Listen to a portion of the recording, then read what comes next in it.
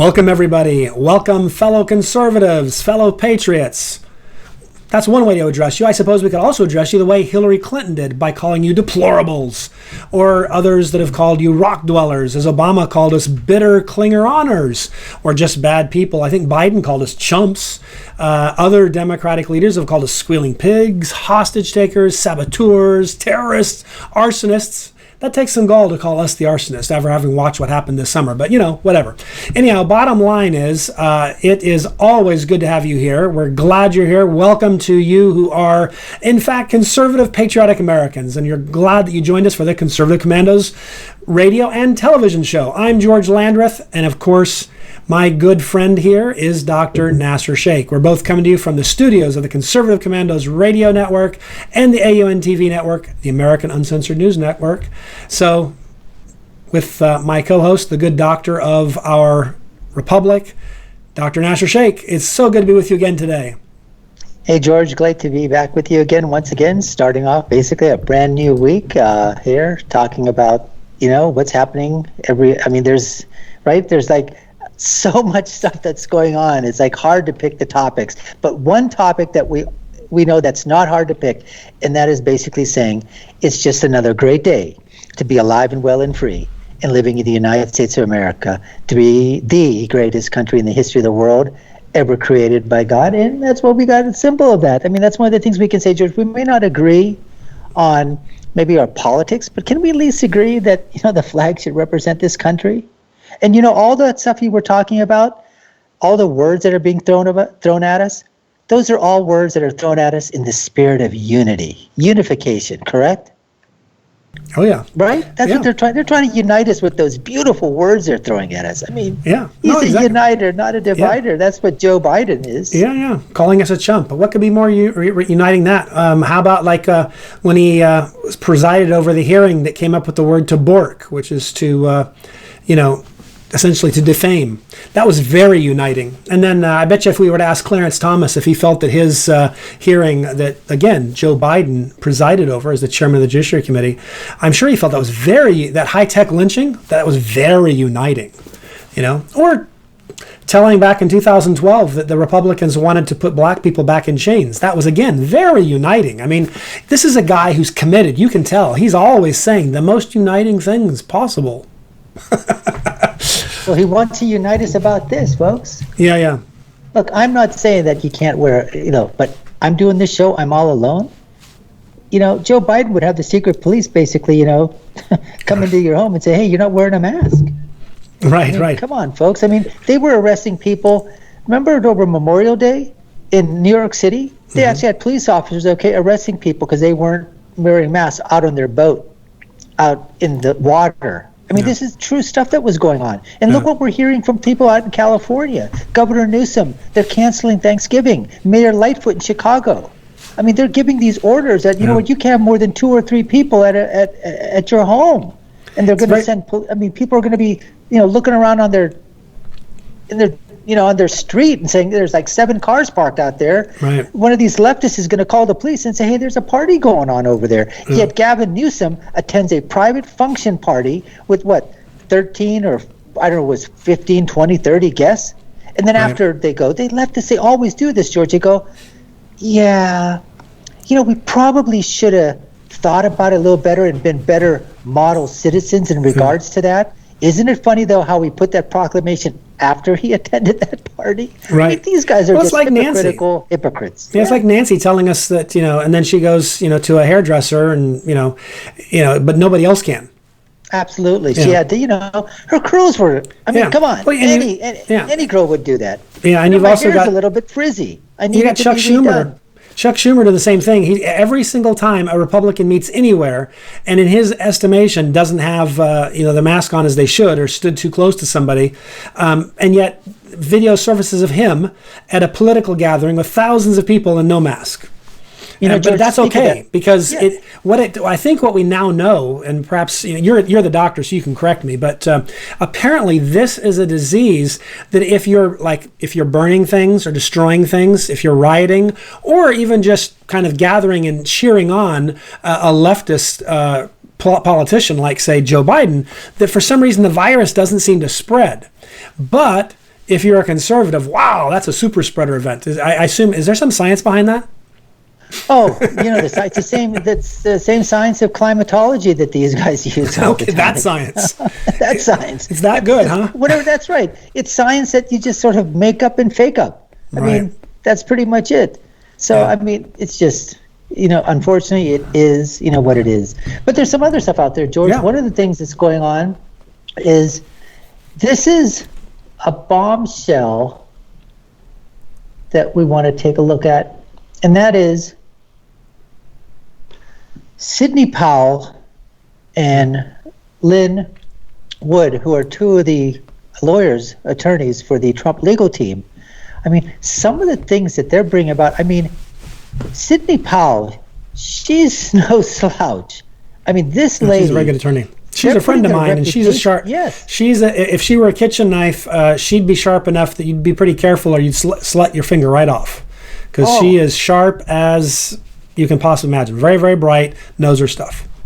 I mean, I know people go ahead and they attack Rudy Giuliani, and he's part of the Trump team as well, and some of them call like an old doddering fool. And, the thing is, he gets so passionate when he's on these, Marxist, media mainstream websites. For example, Fox News, which should change its moniker. It's no longer FOX, it's FAUX. And FAW News.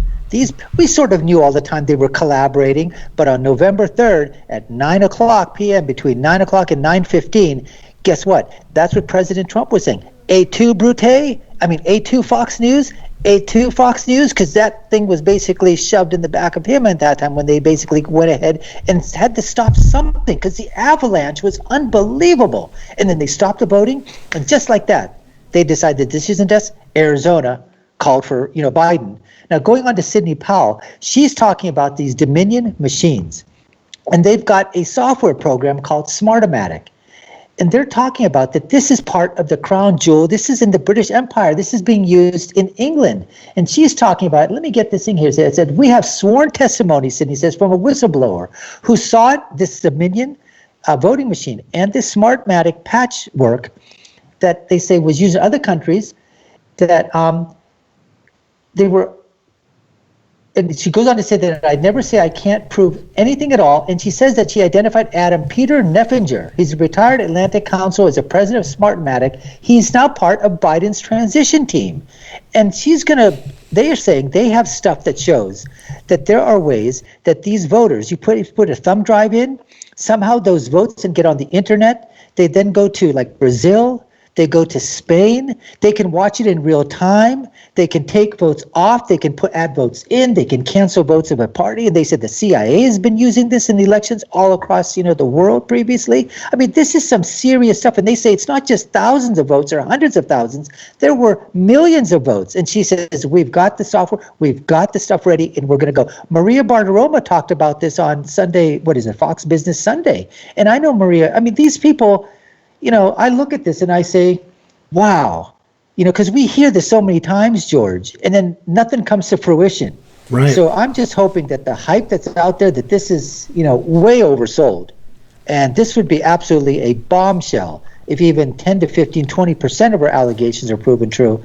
And I got to say, with what she's done with General Flynn and others, what she says, she doesn't lie. She doesn't make this stuff up. She's a serious attorney. Yes. And in my experience, she's not a faker. When she tells you she has information, she's not lying about it. She's always been able to put, all the allegations she made in the Kelly case, she was able to produce the evidence. And the left may not like it, but you can't say that she was just spouting. She's not Adam Schiff. Adam Schiff has told us over and over and over again that he had seen intelligence that showed that Donald Trump was a Russian agent, a sleeper cell, blah, blah, blah, just a smoking gun, this and smoke. And he didn't have any evidence at all because there was no such evidence. He was simply lying to the public. And we may be used to those kinds of attorneys. That's what Adam Schiff is, just a lying sack of rotting fecal matter. But that's not who Sidney Powell is. I've known her a long time. She's a serious attorney. She takes her legal obligations seriously, and she tells you what she can prove and what she's got. And I think you're right. But we are up against the clock, and we probably ought to make an opportunity just to go out to our go out and let our advertisers have a moment to engage you, because after all, as you like to say, we still are a capitalist country. But I just want to remind you, you are viewing and listening to Conservative Commandos. And I am George Landreth, he is Dr. Nasser Sheikh, and we are your Conservative Commandos radio and television show host today. Don't go away. The good doctor and I will be right back.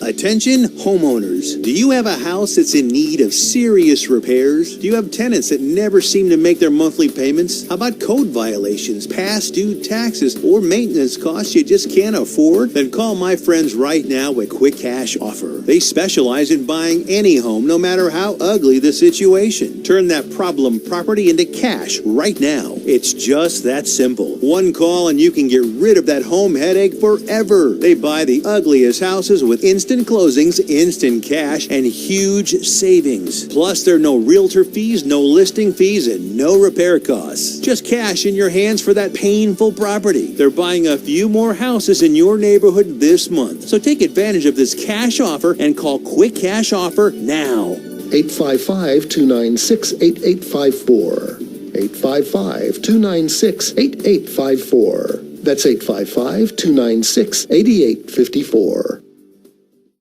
Listen carefully. If your student loan debt is overwhelming you and things seem hopeless, we've got great news. If you're still struggling with your student loan debt, there are government programs available that may actually lower your payments by consolidating your federal student loans. Just call us. We'll review your situation and work with you to consolidate your debt. In many cases, depending on your situation, we can lower your monthly payments in half or more. It doesn't matter how much you owe or how far behind you are. Even if you're in default, call us right now to find out how we can lower your payment in half immediately. You can stop the harassing phone calls and the wage garnishments. All you need to do is pick up the phone and call us right now. We can remove your default status, consolidate your federal student loans, lower your payments, and we can do it today. Stop worrying. This is a real solution that can help. So please call us right now. Call 800-917-8671.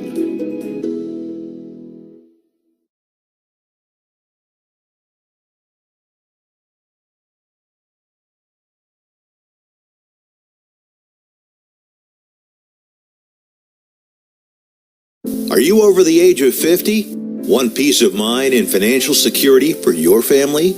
Here's an important message to you and all seniors from the Final Expense Insurance Hotline. The average funeral costs about $7,000, even more. And the most government benefits will pay your family is only $255. That leaves your loved ones with a burden of paying your debts and funeral costs. Our plans start as low as $1 per day and will pay up to $30,000 for your funeral and other final expenses. There's no medical exam and you'll have lifetime coverage. Plus, your rates will never increase and your plan cannot be canceled regardless of your medical condition, as long as you make your premium payments. Get free information right now. Just answer a few simple questions and get approved right over the phone in just a few minutes. Call right now. Call 855-221-7334. Do you have an idea for an invention, but you don't know what to do next? How do you get in front of companies or get a patent? Call InventHelp. They've been helping inventors just like you for 35 years. And thousands of people contact them every month. With 65 offices, you can meet with an InventHelp representative near you who will keep your idea confidential and explain their invention process step by step. InventHelp has helped over 10,000 inventors get patents. And they offer 3D animations and prototyping services to help demonstrate your idea. InventHelp's exclusive databank includes over 9,000 companies who have agreed to confidentially review new ideas, like yours. Don't wonder what to do next. Take action right now and get the help you need from InventHelp. InventHelp. Call today for free information. 800-880-2937. That's 800-880-2937 now. Welcome back to the Conservative Commandos, the television show on the AUN TV network, the Conservative Commandos radio show on the Conservative Commandos radio network. We're glad you're here. You can also get us on Roku, and if you don't happen to be near one of the many broadcast towers that carries our signal, you have Al Gore's amazing internet. We truly are everywhere. ccrshow.com. You can check us out. I'm George Landreth. He is Dr. Nasser Sheikh, and we are your Conservative Commandos hosts. We're glad you're here. You know, before the break, we were talking about this whole question of just kind of stuff that's in the news and what matters most. I know you like to follow this, so I want to pitch it back to you and say, let's get back to talking about things that matter the most. What are some of the things that you've been looking at that you see and you kind of scratch your head and go, we got to talk about this? Well, you know, George, now that the election, at least the voting part of it, is still pretty much over, but they're still counting votes, there's other things that are happening right now. You're starting to see another crackdown occur all across this country with mayors and governors. Governor Whitmer in Michigan is basically saying she's going to go to another lockdown. Mayor Lightfoot in Chicago is basically saying no Thanksgiving. You know, Gavin Newsom and saying, you know, we're not going to open up until probably next year. I mean, we've seen this thing before, the pressure that's being exerted by these elected officials that are just, you know, killing small business, in trampling our rights as sovereign citizens. And to be honest, killing people, because absolutely. The several doctors and studies have proven that the lockdown is actually causing more deaths. You're a doctor, you know that if you cut back on cancer screenings, you will see an uptick in cancer deaths down the road because we'll miss some, and identifying them early matters. We see people who've lost everything they've worked their whole life for, and they become incredibly depressed and commit suicide. I remember reading an article where I can't remember if it was the United States as a whole or if it was like California, but there was a place where they said in 1 month they had a year's worth of suicides in 1 month. So, you know, the point is they always like to act like, oh, it's, you know, you just want to put small business ahead of lives. It's like, no. Lives matter, small business matters, it all matters. And yet they always act like, you know, they're saving lives. I'm sorry, they're not saving lives. The most draconian states have the worst track record on saving lives. Absolutely. Absolutely. And that's the whole idea, is that this is a party, supposedly the Democratic Party, is supposedly saying that we're the party of choice. Because where they give choice to everybody, right? They give a choice for a woman to decide whether or not she wants to keep her baby or kill her baby. And they give all choices. But here's my question. Where's our choice? Yeah. How come we don't have a choice to decide whether or not we want to wear a mask or not wear a mask? Yeah. Or can you choose to go to church? Choice. Or just go to church. Synagogue. And then speaking of that, over across the pond, police are breaking up baptisms for breaching the coronavirus restrictions. That's happening over there. I mean, I'm sure that, you know, there were pastors here and there's churches here that were getting fined for opening up. So I was just saying, you know, why don't they just basically say, hey, church is a sanctuary, a place of worship is a sanctuary, whether it's a mosque or a synagogue or a temple or whatever. And then basically tell the government, tell the state, this is statism. Say, you are not allowed to trespass. If they can have sanctuary cities, can't you have sanctuary places of worship? I mean, that's supposedly where these houses of worship were supposed to be sanctuaries. Right. No, it's I'll tell you what, though, if you had a choice, you know what the choice was? I bet you could go to church if you were pregnant and you were saying you were going to go to have an abortion, but you were on your way to church. I don't know how those things can match, or to a place of worship or whatever. I bet you could go to a party if you were a woman who was having a baby, to saying, I'm going to go to have an abortion, but I'm going to go to a party first. I bet you all that would be taken care of, because that's the choice that the Democrats and the leftists and the liberals give. Yeah, they approve of that choice. Basically, what this is about is which choices do they approve of. Yes. You know, so the state liquor store that's owned by the state liquor, you know, is open because it's essential, and they approve of that choice because they'll make some money if you buy. But if you go to church, we don't approve of that. I'm sorry. And I just kind of scratch my head and say, wait a minute. I think the First Amendment says you don't get to do that. Because it says Congress, and that's been interpreted since the 13th, 14th, and 15th Amendments came around. That's been interpreted now to mean government, not just Congress. But it says Congress shall make no laws. In other words, government shall make no laws. And then it goes on to talk about free speech, freedom of religion, you know, the ability to gather peacefully. So you ask yourself, how is it possible that they can tell you that you can't go to church and make it in Virginia, for example, the governor made it a crime punishable by a year in jail. and thousands of dollars worth of fines. And all across the country, there were places that were, I remember there was I forget which state it was, but the minister set up in his parking lot every other row and every other space. So everything's way more than 6 feet apart. And then they would pull their car in, and they'd have access to tune in on their radio to a little local, meaning within a few hundred yards, broadcast that they could then hear him, preach. And the police came and broke it up. And it's just like, wait a minute, you got to be kidding me. That is unconstitutional. And those policemen should be reprimanded. And if they were acting under the authority, as they presumed, of a governor or a mayor, those people should be removed from office for violation of their duty and of their obligation, first and foremost, to uphold the Constitution. I'm not going to pull any punches here. This is the thing that really urinates me off. I mean, I'm not being politically correct or whatever. I mean, I really don't care. I don't understand why people don't get galvanized, okay? So in other words, just like this person, there's an attendant of that baptism in England. He goes, while the restrictions allow people to go to the supermarket to get food, as you were alluding to, I think there needs to be consideration for spiritual food as well. Why can't, look, so they say, you know what, get into a car. No, you should be able to go sit in a pew. You know what, when you're there, you want to do social distancing or whatever. We have got to rise up. We have got to rise up. You've got to have 500, 1,000, 2,000, 5,000, just like they did for that march, okay, for the Second Amendment in Virginia. There should have been a march on there and said, Governor, you want to arrest us? Arrest the thousands or 5,000 or 10,000 of us. And you know what? You're going to get people from all denomination, all faiths to do this thing inside here. And you've got to basically tell the government, the statism that's occurring, listen, intercourse, you were not doing this anymore. Basically, we're not kowtowing to you anymore, and you come and you arrest us and take it to court and do that thing.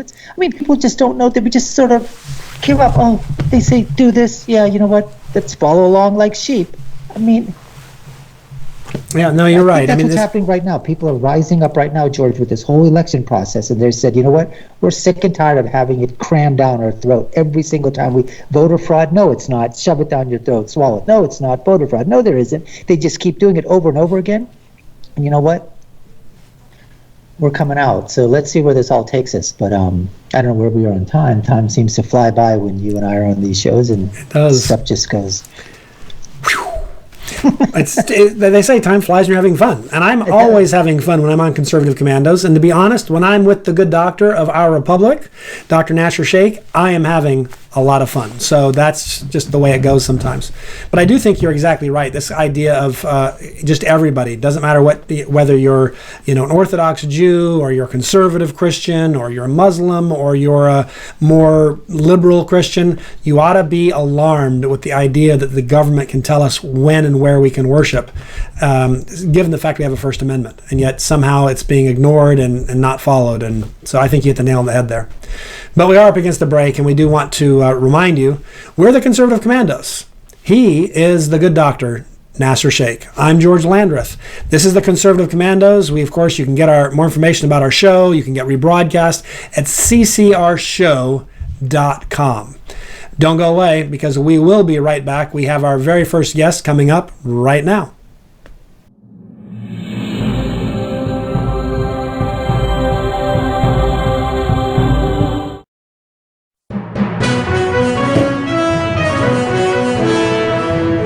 Here's a great way to save money on your prescription medications. If you take Viagra or Cialis, we can give you a way to pay as little as $2 a pill. Compare that to prices as high as $60 per tablet. Call now with your prescription and pay as little as $2 a pill. We offer 24/7 service and always free delivery and confidential packaging. Call Pharmacy Shop 24/7 to get generic versions of Viagra or Cialis for as little as $2 a pill, plus free discreet shipping. Broken AC, $4,600. Water heater, $1,500. Fridge on the fritz, $1,000. You need home warranty coverage from the Home Service Club for around $1 a day. If any of your covered appliances and systems break down, HSC will either repair or replace them. HSC provides coverage of up to 47 different appliances and systems in your home. I trust HSC. HSC has over 15,000 pre-screened, highly rated technicians with the fastest response time in the industry. They cover everything from ACs, stoves, fridges, pool pumps, and more. Call the number on your screen now for a free no-obligation quote from a trusted HSC specialist about a home warranty for your entire home, backed with a 30-day money-back guarantee. Call now and get 1 month free plus $75 off your first year of coverage. 1 month free and $75 off your first year. The Home Service Club.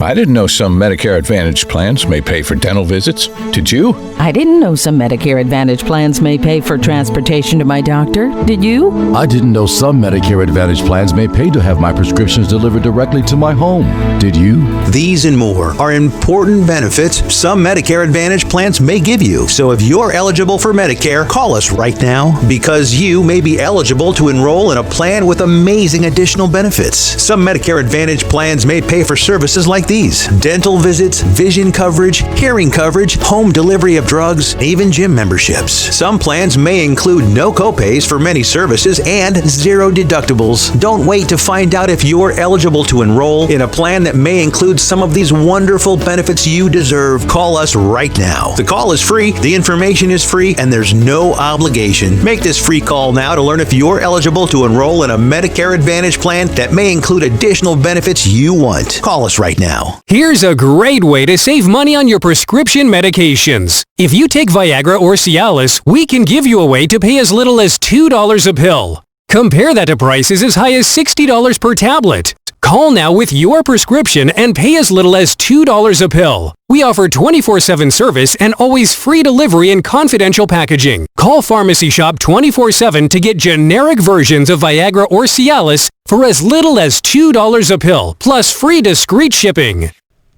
Welcome back to the Conservative Commandos, the radio show and the television show, carried on the AUN TV network, on the Conservative Commandos radio network. We also have our own Roku channel, and if you're not near one of those broadcast towers, you don't have Roku, no problem. We're also carried because of Al Gore's amazing internet, virtually everywhere, except for maybe North Korea, China, and in Iran, where I'm told they are not big on freedom, so they probably don't cover us much there and let us through.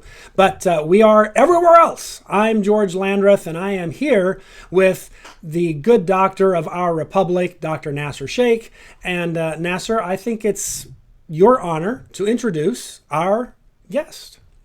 Well, thank you, George. I certainly will. But before I do so, I just have to apply the mask mandate. So I'm going to go ahead and make sure that it doesn't go out over the airwaves. So I'm covering the microphone that way no particles can go by. So George, you're protected. Rick, you're protected, and our millions of audiences are protected as well. But then again, I basically say, you know what? Intercourse that. All right, we're going to be speaking to Rick Green. He's a founder of the Patriot Academy. He's America's Constitution coach. He's one of the most dynamic and inspirational speakers in America today because he equips, he empowers, he challenges over 100,000 people a year in live audiences and millions around the world on TV and radio. He's spoken across the nation, as I said before, to crowds as large as 20,000, even greater, and he shared the stage with legends such as Zig Ziglar. He travels nationwide. He educates Americans about the secrets of our national success and the need to teach principles of freedom to our children. So, Rick, welcome back to the Conservative Commandos radio show. Gentlemen, good to be with you. Thanks for having me. Well, listen, that last part where you basically said the need to teach the principles of freedom to our children, I truly believe this, that if you haven't taught your children the principles of conservatism by the time they get into high school, and definitely by the time of their age of 18, in this day and age, I'll tell you what, I've seen some conservative parents, and they're crying their loss when they send their kids to school and come back after a semester, a year, and go, what the heck happened? What? Anyways, Rick, speak a little bit about that too, how you tell parents and that. But we want to talk about that article, which, when this thing happened, I think a lot of us went to the history books to try to see if this had happened in the past. But I think our audience probably may not know. So what are the 3 contentious presidential elections from U.S. history that tell us about 2020? That's an article you wrote in the stream. So take it away. Yeah, you bet. And first to what you were saying, I mean, it's so true. John Jay had told us, first Chief Justice of the U.S. Supreme Court and one of the authors of the Federalist Papers, he said, you've got to teach the rising generation to be free. It doesn't happen by accident. They don't just get this, in the bloodstream. You've got to teach young people what freedom's all about. We've done a terrible job of that. I actually think the underlying problem with the COVID crackdowns, governors acting like dictators, and the violence in the streets is from the same root cause, and that is civic ignorance. We just don't know our history. We don't know our Constitution. We don't know our rights. We don't know the greatness of America, so we bought the lie this summer. We, meaning the nation, bought the lies that we're told this summer. And so I think you hit on, I think, the most important subject of the day. That's why I think Trump's 1776 commission was so important. I think his executive order stopping the critical race theory being taught in our federal agencies was huge. I know that's not our topic today, but you hit one of my hot button issues that Go I'm very ahead. passionate about. Is why we do Patriot Academy. We bring young people into state capitals around the country, and we teach them the truth about our nation. We teach them what constitutional jurisdictions are. It's why a Patriot Academy grad would say, wait a minute, why is a governor making law? That's not how this is supposed to work. And some of our grads are actually serving in legislatures around the country, and they're the ones taking on their governor, trying to get rid of these COVID crackdowns. So anyway, I'll get off that rabbit trail, but I'm so glad you said that, and I hope your listeners will take that to heart. Like you, I've got friends that are heartbroken right now. I mean, they're literally at odds with their kids because they sent them off to these universities and got indoctrinated with Marxist philosophy, and now there's a family feud going on. And so I beg parents right now, you got to take this serious, and you got to find ways to teach truth to your kids, and you got to make it fun, make it entertaining. That's part of what we do. Is we get comedians like Brad Stein. You guys should have him on your show, and others to join us going around the country, really investigating history's mysteries. So it's not boring, it's exciting, it's fun. We got about 3,500 Constitution coaches around the country that host our Constitution class because it is fun. I teach it in Independence Hall. So parents, do this. Do not put it off. Start when they're little. But even if your kid's 18 or 20 and you've never done this, take up the torch right now and take it serious. So anyway, okay, enough of that rabbit trail. Back to what you guys really wanted to talk about today. You're right. I mean, even as we were talking off air, I think it's true. A lot of people, they think these are uncharted territory. This is uncharted territory that we've never been here before. King Solomon was right. There's nothing new under the sun. And that even is true about contested elections. It's true about fraud in elections, and certainly true about the necessary legal remedies when there have been violations of the law. I had to recount myself, guys, in my first race. When I ran for the legislature in 1998, I lost by 20 votes out of 30,000. Asked for a recount as the law allowed me to do. We had a recount. My opponent and I looked at every one of those 30,000 ballots, us or someone on our team. We watched them together. Nobody kicked the other side out. Nobody boarded up windows. And after we saw every ballot, I won by 36 votes. And my opponent, I said, you can do another recount. The law allows for a second recount if it flips. He said, why would I do that? We had transparency. We saw every vote. You won. We're done. And nobody thought anybody stole the election. Nobody rioted. There was none of that. And that's what happens when you have transparency, when you have verification of the votes, and you have legal remedies for if there are violations. And that's not what we have right now. We're starting to get to the legal remedies. It's the lack of transparency that has created so many questions in so many Americans' minds. And the verification that's now happening is going to tell us whether or not there's enough there to change this election, which I believe there will be. But like I said, not the first time. We dealt with this in 1824. We dealt with it in 1876, and again in 1888. And when I say we dealt with this, we dealt with the presidency not being determined on election night. Obviously, all of us remember 2000, and that's one we lived through where we didn't know who the president was going to be for 37 days. All the people wanted to stop the recount, stop the lawsuits. President Trump should concede. No president, no presidential candidate has ever refused to concede. That's absolutely not true, man. These presidents and presidential candidates throughout history have had ongoing verification to make sure we got it right when it was really, really close. And 2000 was the same way. And what I liked about 2000, I was actually standing in the room when George Bush finally was able to say, thank you for electing me president. I think it was the 37th or 38th day. We were in the Texas House on the House floor. And I don't think any of us felt like that drug on way too long. We all felt like a recount makes sense in Florida. The problem we had was when it was a second and a third recount in some of those counties and handling all those chads, and now you couldn't tell if the ballot was the same way it was when it was cast. That's why the Supreme Court finally stopped all the recounts of recounts of recounts. But anyway, in 2000, when it was all said and done, there was peace in this country. There wasn't, the violence that you see from the left right now. There wasn't, everybody wringing their hands saying the election had been stolen. None of that. I mean, you might have had some outliers out there that said that sort of thing. Let's not forget that Al Gore himself was the one sitting on the Senate floor as president of the Senate, opening the electoral votes, and some, I would say, fringe Democrats still wanted to object at that point, and he overruled their objections and said it's over. It's time to move on, and Bush is going to be president. That, I think, would be the same thing, the same attitude that President Trump and Vice President Pence would have after the verification, after the legal remedies, and everybody's had their chance to really look at this thing.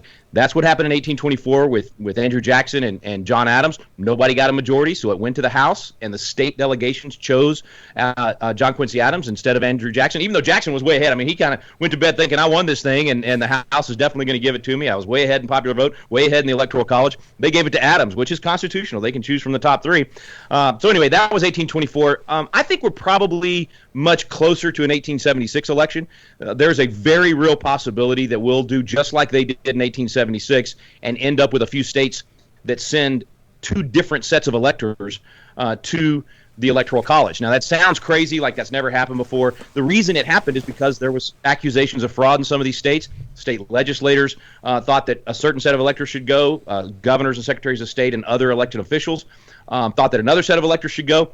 So there was a bit of chaos at that time. I think this time there's a possibility that happens because Pennsylvania clearly has problems. Whether you have fraud or not, it's absolutely true that they broke the law.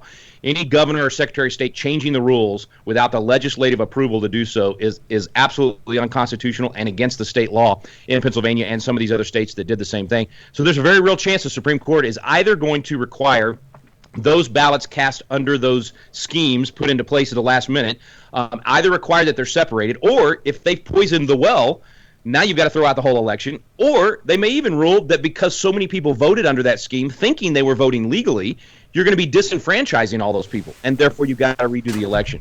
And so that's what we talk about in the article. You could redo the election. The legislature has the power to do that. The court could do it.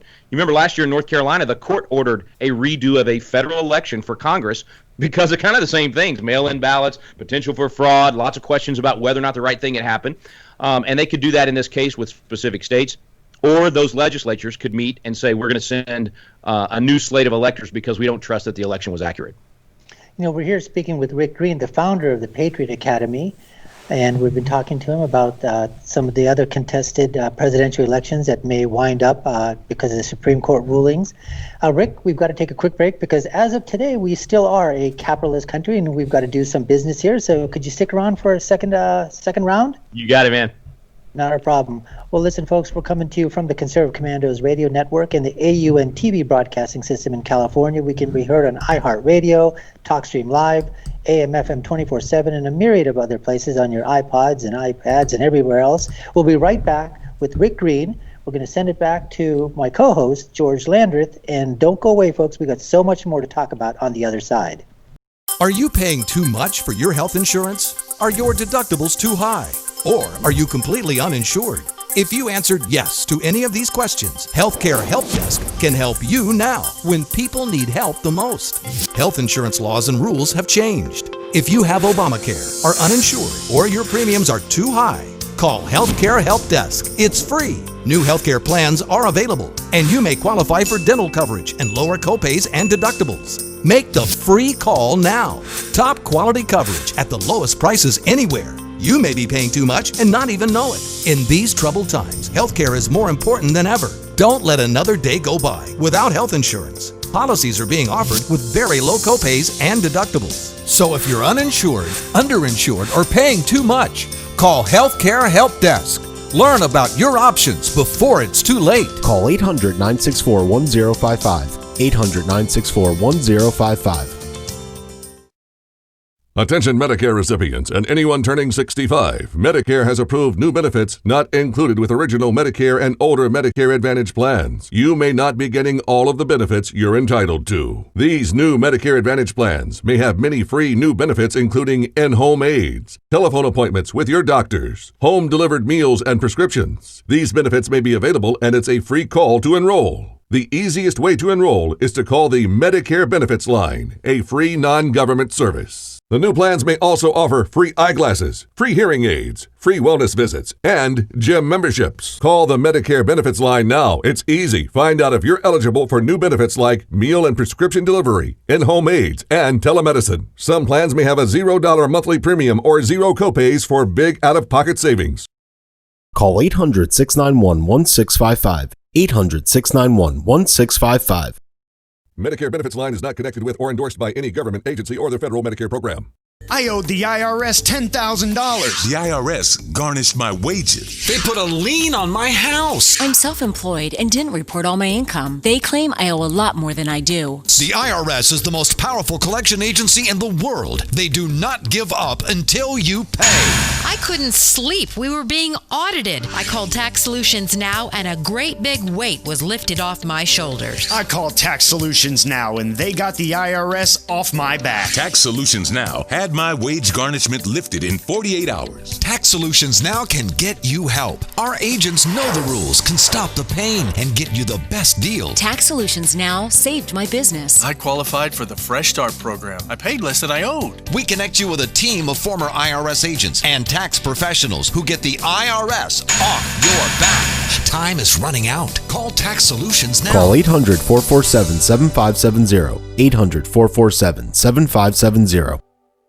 Welcome back to the Conservative Commandos radio show, television show, thanks to the AUN TV network, the Conservative Commandos radio network. Of course, you can catch us on the Roku and Al Gore's amazing internet. We truly are everywhere. Glad you're still with us because this is the place to be. I do want to remind you, if you want to rebroadcast, if you missed the first half of this interview, never fear, just go to our website, ccrshow.com. You can get a rebroadcast there.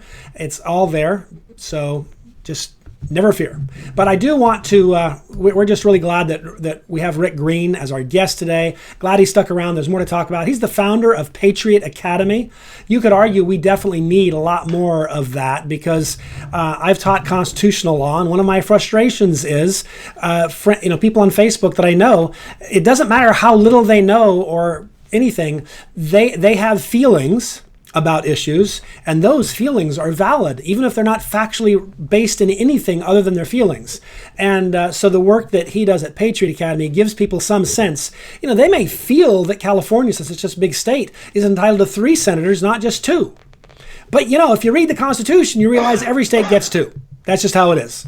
And too often, or not too often, but so often, the Constitution provides pretty clear answers. You don't have to be some fancy pants, lawyer because the founders, I think, wrote this document for us all. So, Rick, thanks for sticking around, and thanks for being someone to help educate America, because we need to be educated. Man, I couldn't agree more. In fact, I was thinking as you were saying that, I'm sorry, I'm going to do another rabbit trail here at the beginning, but as you were saying that, I was just thinking about the fact that people do often spout something about the Constitution without really knowing what the history is or what it actually does. And even today, I'm out here in Nevada. I brought about 250 people out for one of our constitutional defense courses where we train on the range during the day and they learn how to defend their family if they end up in a bad situation. And then in the evenings, we teach the Constitution. And I always tell them, I say, look, you can wear your Second Amendment hat or shirt or whatever, and say the Second Amendment is going to protect my right to defend my family. But if you don't protect the Second Amendment, if you don't protect the Constitution yourself, you can forget it. It's our job to know those things and to teach them to our kids and our grandkids. And again, back to John Jay, he said, if you don't know your rights, you're not even going to perceive when they've been violated. You've got to be better prepared to defend and assert those rights. I think that's what happened in 2020. We didn't know our rights, so as a nation, we bowed down to these COVID crackdowns and gave in a way we never should have, and virtually every part of the Bill of Rights has been violated this year. And then the governors got used to that power and said, hey, we might as well remake the election laws while we're at it. Nobody's going to bother us. And so I just think they've gotten away with it so much that what President Trump is doing and the legal team is doing is vitally important. It's not about Trump anymore. This is about the Constitution and the rule of law. And so this is really about the next election and the election after that, and making sure that you stop these kind of things from happening and we get back to a legal election system that is done the way that the law actually says. That's all we're asking for. Just follow the law. And you make a very good point. This isn't just about 2020. Certainly the outcome here matters, and I don't mean to suggest that this isn't an important debate, but you're right. The question really is going forward, will we follow the Constitution, or are we just going to throw it in the trash can and say, we'll do this however we kind of do it on the fly? And it is important to note. I'm sorry, I didn't mean to overstep on you there. Oh, no. I was just going to point out, generally speaking, the Constitution doesn't refer to the state legislature. It generally refers to states, but in this instance, it actually says the state legislature. That's right. Now, the founders are smart men, so they knew the difference. This wasn't an accident. We can assume every word in the Constitution was thought out. So let's talk a little about why they might have done that and why that matters, and then drill down a little deeper, because I think the whole Andrew Jackson thing was kind of interesting, because Again, people say this is unprecedented. Andrew Jackson, like as you said, won, or he was ahead. He didn't get to the 50% plus one, but he was way ahead. Popular vote, electoral vote. John Quincy Adams, the son of John Adams, was way behind. And all of a sudden, the House of Representatives decides that John Quincy Adams is better prepared to be the president, and so they pick him. And then what does Andrew Jackson do? He's on our 20, like he's some great guy. I've never thought of him as a great guy. He was, in my view, a very divisive, unhelpful president. But having said that, people can disagree, that's fine. But he spent the next 4 years, instead of accepting the results, trying to run them down and really dividing our country. And we saw that after this last election, sadly. In other words, we saw a president win an election, and we saw a party and a people just say, we're not going to accept it. So I'll be quiet and let you talk, because you're the... No, I'm glad you raised that, too, because, I think it's something to do with having an Adams on the ballot that things get really messy. Because John Quincy Adams' dad, when he was on the ballot in 1800 and Jefferson defeated him, you had the whole debacle in not getting a majority, and because of the way the Electoral College worked at the time, it ended up actually being Jefferson and Burr, his vice presidential running mate, having about 37 or whatever it was ties in the House trying to decide who was going to be president. So it was a real mess. So we created the 12th Amendment after that, and it was the 12th Amendment that sent the vote to the House now with these special rules under the new Electoral College, and that's the one that Andrew Jackson ended up losing. So interesting connection there between the two Adamses. But listen, what you said a while ago, so few people recognize what you said about when we say legislature versus when we say state in the Constitution. It is vitally important for us to recognize that the legislature chooses the method for choosing electors. The governor is not even involved in this process. It's just like with a constitutional amendment, whenever the legislature, say, calls on for a convention of states. That is a legislative process, not the governor involved at all, or in an amendment process. And so the reason I point that out is because we could see this happen in just the next few weeks, where the governors are at odds with their legislature over how this thing should play out. And in reality, the governor is going to have no say. He's got no authority in this case. It's the legislature that can replace those electors or ask for a new election. And, I don't think that's outside the realm of possibility. The Supreme Court's already signaled that they don't like what Pennsylvania did. They've recognized that the law was broken there. And it's going to be very, very difficult to put the toothpaste back in the tube. Both in Pennsylvania, Georgia, you've got a similar situation with the Secretary of State's deal that he made to change the rules in a consent decree. And now there's talk of that in Nevada. You could see 3 or 4 states hinge on these schemes, these voting schemes that helped one team over the other. And, look, I'm a baseball guy, and I haven't got to watch baseball all year. I refused to watch once they bought into the Black Lives Matter Marxist propaganda and put it on their website. I haven't watched a single pitch, and it's killing me. I only had 2 stadiums left to go visit to hit all 30 stadiums. Anyway, so I'm going to do a baseball analogy because I'm just missing baseball. But this would be like what happened in Pennsylvania and in other states. It would be like you're standing on first base after a base hit, and your own first base coach says to you, hey, go ahead and take second base. I know normally they can tag you and you're out, but it's COVID right now, and we're changing the rules. And the new rules are you go ahead and get to second base. So you take off, you start running to second base. They throw the ball to second baseman. He tags you and says you're out. And you say, no, wait, COVID. I get to run to second base without that. So they call the umpires over, and now the umpire's on the field. In this case, the governor of Pennsylvania was the first base coach telling the Democrats, hey, go ahead and do all of this. And the umpire was the Pennsylvania State Supreme Court, supposed to call him out for that, and instead said, oh, you're right, it's COVID, and this will help our team. You guys go ahead and do this however you want. In baseball, the other team would protest at that point, exactly like what Donald Trump has done. And it would get appealed up to the presidents of the leagues, depending on what the game was, or to the commissioner of baseball. That's all that's happening here. So for everybody that's freaking out over Donald Trump suing in these states and this process going through, this is exactly the process that should take place. It's exactly what happened in 1824 and 1876. Not so much in 1888, but there was definitely a lot of accusations of fraud. So there were some states and state areas that voted over 100% of their population. So clearly some fraud that took place there.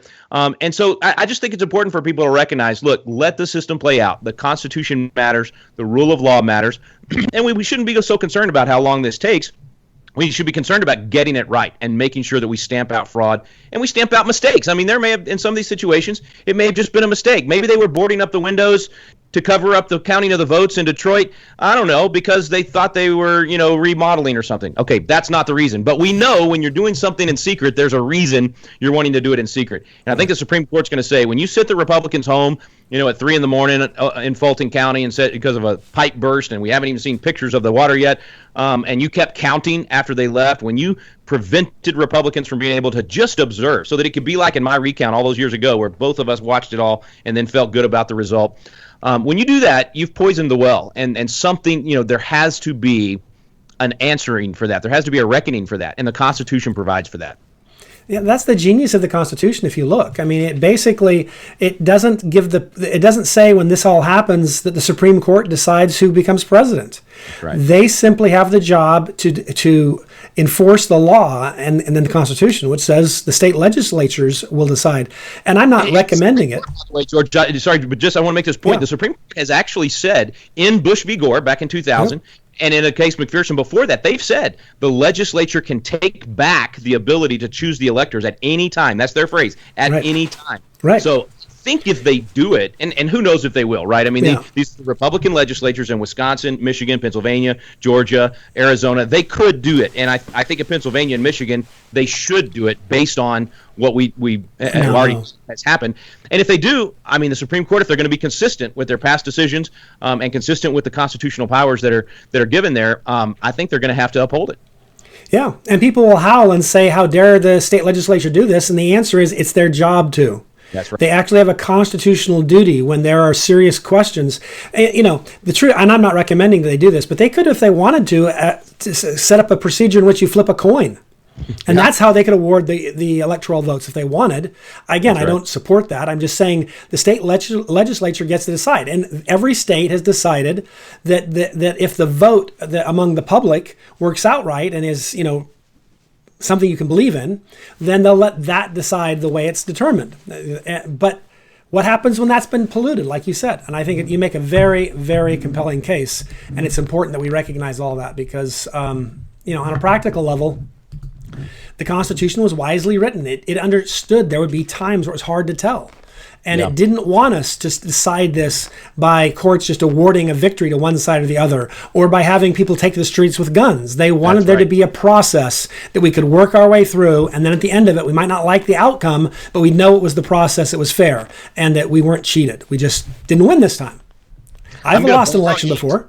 I'm going to borrow your example there. I think that's really good because it points out, even what the Supreme Court has said, that this is a plenary power. I mean, it's entirely up to the legislature. And like you said, they could flip a coin. I mean, whatever way they want to do it, it's up to them. Politically, obviously, do they have the guts to do it? And, how's it going to turn out? We don't know, but something's got to be done. I am so thankful that we've got a president that's a scrapper, that's willing to get in there and fight for this and not just say, oh, well, we know they cheated or we know there were problems, we know there were mistakes, but it's just too late now. It's so important not to do that because if we do, we're encouraging more of that in the future.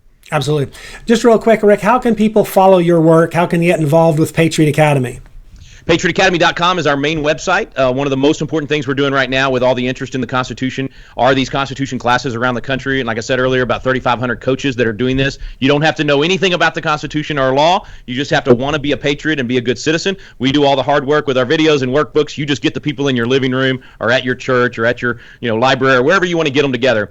We've actually got the largest Constitution class in history taking place on Monday nights with 11,000 people right now online. And we want to see more of that. I think that's what it's going to take to save our republic, is for us to understand our freedom and once again know what those rights are. As soon as we perceive them being violated, know how to peaceably, properly assert those rights and defend those rights. Absolutely. Well, Rick, we really appreciate you spending this time with us. Our time is up, but I do want to tell our listeners we are the Conservative Commandos. We will be right back after these messages. Don't go away, but remember our website, ccrshow.com.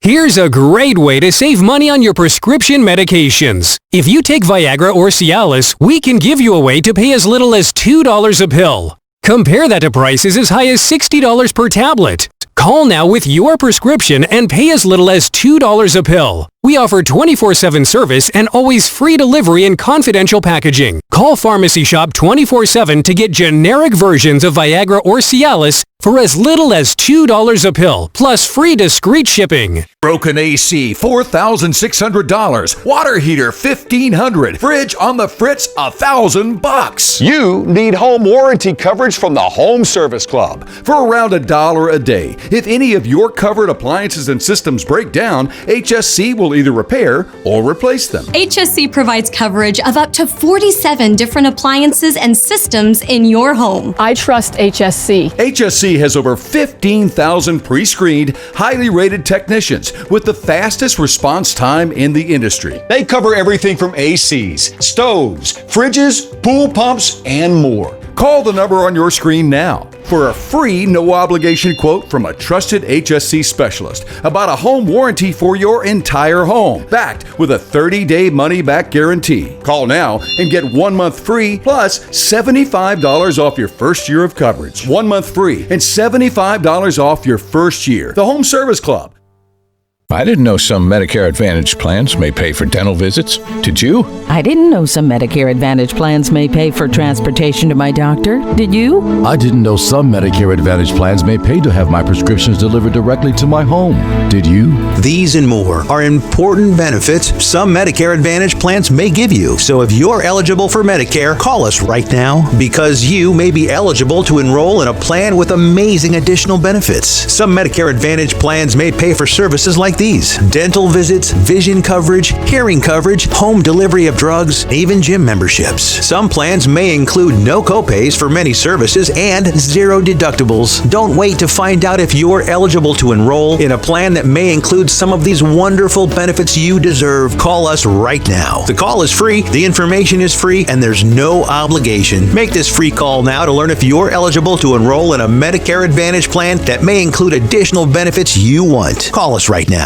Here's a great way to save money on your prescription medications. If you take Viagra or Cialis, we can give you a way to pay as little as $2 a pill. Compare that to prices as high as $60 per tablet. Call now with your prescription and pay as little as $2 a pill. We offer 24/7 service and always free delivery and confidential packaging. Call Pharmacy Shop 24/7 to get generic versions of Viagra or Cialis for as little as $2 a pill, plus free discreet shipping. Welcome back to the Conservative Commandos, the radio show and, of course, the television show as well, carried on the AUN TV network for TV and carried on the Conservative Commandos radio network, broadcast all across this great nation. And if you're not near one of our many broadcast towers, you've got Roku on TV. You've also got Al Gore's amazing internet. We truly are everywhere. I'm George Landreth, and I am with the good doctor, the doctor of our republic, Dr. Nasser Sheikh. And we're glad you're with us because this is the place to be. I do want to remind you, if you want to catch a rebroadcast, if you missed any portion of the show or want more information, ccrshow.com is the place to go. Nasser, I think you are online to to introduce our next guest. Thank you, George. We have Tara Ross. She's an expert in the Electoral College. She's written several books on the subject as well, and she's also an advisor for Save Our States. And she basically talks about why do we need the Electoral College and how and why do we elect our president. And her book is The Story of the Electoral College. She's also has a Prager University video, and it is Prager's most viewed video ever with more than 60 million views. She often appears in a variety of talk shows. She regularly addresses civic organizations, university, and audiences that want to know the legalisms of the Electoral College. She's a retired lawyer, and she's a former editor-in-chief of the Texas Review of Law and Politics. So, Tara, we want to welcome you back to the Conservative Commandos radio show. Thanks for having me. Well, you're an opinion contributor to The Hill, and you wrote an article which I think we all know in our audience, but there's some people on the other side who probably don't, and that is the states, not the media, determine the election outcomes, which was your title. So give us a sense as to, I think what happens is that we've been conditioned. Because usually what happens is on election night, for the most part, there usually has been a clear-cut winner. And everybody thinks, oh, CBS, ABC, NBC, the alphabet networks, they went ahead and said the president is there. So I think we're sort of conditioned in a way. So now when this happens, it's sort of like a majority of people on the other side feel it's one way. Well, we all know nothing has been settled at all. So please, go ahead. Well, sure. I mean, most Americans think that they go to the polls and they think that they're voting for president of the United States. you're not voting for president of the United States, even though his name appears on the candidates' names appear on the ballot. You're actually voting for a slate of electors. You're either voting for a Democratic slate of electors or a Republican slate of electors or a third-party slate of electors. But those electors go on to vote in the election that is the real presidential election, which has not yet occurred and which occurs on December 14th.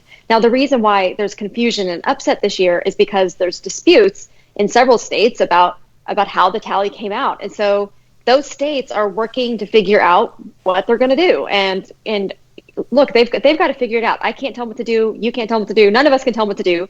Those states are in charge of themselves. Their state legislatures are in charge, and they will have to figure it out. Now, at the end of the day, hopefully before December 14th, which is when the meetings of the electors occur, they will certify a slate of electors, and they will resolve their disputes, and they will move on to a certain election outcome in their states, or at least that's the goal. And when those electors go to cast their votes on December 14th, well, then we'll really know what happened. But I mean, look, it's unusual to have disputes after an election. We all know that. It did happen in 2000, and nobody jumped to declare George W. Bush the winner of that election. We waited for Florida to figure itself out because we needed to know what Florida was going to decide about those. I think there were 25 electors at the time, what Florida was going to decide. And so, I would just say the same thing is happening this year. And there's nothing to do but wait and see what the states will decide. Chair, let me ask you a question here, since you talk obviously about electoral. What would happen, for example, if the state legislators, for example, in a Republican-controlled, where in Pennsylvania, for example, looked at whatever the allegations were, and then they were proven or whatever, and they decided that they were not going to pick or choose a slate of electors and not have any electoral college votes go for either candidate, which is within their purview, correct? Well, yeah, I hope they don't do that. I hope the state legislators do something to represent Pennsylvania. That's their whole job. Pennsylvania has 20 electors, and it's the job of the Pennsylvania state legislature to make sure that Pennsylvania is represented. There's been some talk about should the legislators just directly appoint electors or something like that. Look, I mean, they do, I think, ultimately have the power to do that, but I don't think that's the right thing to do at this juncture. They need to evaluate, go through all of it and see, look, we had an election. Everybody wants that election outcome to mean something, but they need to go through the allegations that have been made of fraud or poll watchers being kicked out or software glitches or all of the stuff that's been alleged, and they need to figure out if they can come to a fair election result from that.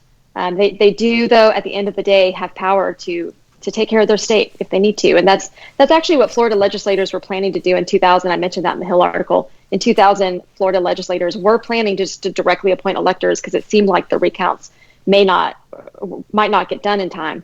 And so they were prepared to take care of their state.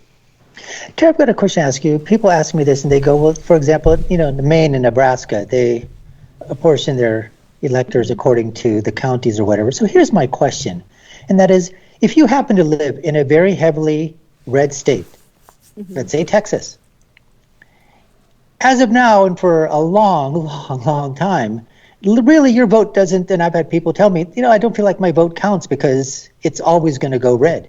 And the same thing for those people that are Republican in California. They say, well, no matter how I vote, you know what, my vote is never really going to count. I mean, I tally it, but it's never going to count because, California is always going to be blue. So my question is, why couldn't we take a look and say, for example, have a percentage of whatever percentage vote you have, you would get that percentage of the Electoral College, and that way I could say that my vote counted. Is there anything to that, or is it just a complete revamping of the Electoral College? To me, that would be the way to say that my vote counts. Your thoughts? Well, first of all, any state could do something like that. You pointed out that Maine and Nebraska have done that, and any state is free to do that at any time. They could change it next time around. There's nothing stopping them. I do think that there are pros and cons to that decision, and some states might operate better than others under that system. The system that Maine and Nebraska use is actually a congressional district system. It's not proportional. So, they're not trying to allocate 33.2% of an elector to somebody, or whatever. It's just done by congressional district. Whoever wins the congressional district gets that elector representing that congressional district. And then there are the two electors that go with, you have the same number of electors as you have members of Congress. So that's the House and the Senate. So each congressional district has one elector. the 2 electors that represent the senators, those in Maine and Nebraska are awarded to the winner of the statewide popular vote.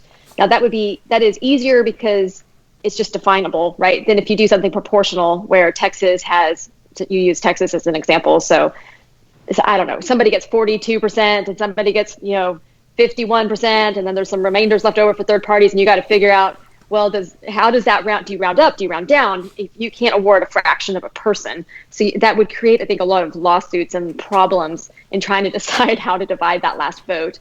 So I think it sounds good, but it doesn't necessarily work as well in practice. I think some bigger states like Texas might also have, if they went with the congressional district system, might have concerns about gerrymandering, which of course in a place like Texas, we already have so many problems drawing congressional district lines, and so that would just add fuel to the fire. But look, any state could do it if they wanted to. There's nothing stopping them. You write in your article, the words in the Constitution are clear, basically Article 1, Section 4, that each state shall appoint in such a manner a legislator and therefore direct the number of electors. And it also goes on to say that the manner of voting is going to, the time, the place, the method thereof is with the state legislators. So my question is, if that's the law in the Constitution and the states allowed additional days to go ahead, isn't this also then sort of forcing the hand of the legislators in a way to say that, we were overruled by this Pennsylvania Supreme Court? In this case, they had that Act 77 that was passed in 2019. So if they can do that to basically readdress that situation, don't you feel the legislators have the right to say, we're going to appropriate, our slate of electors because this additional vote that came in basically went in the direction and helped one candidate over the other when that was not legally able to do so? Your thoughts?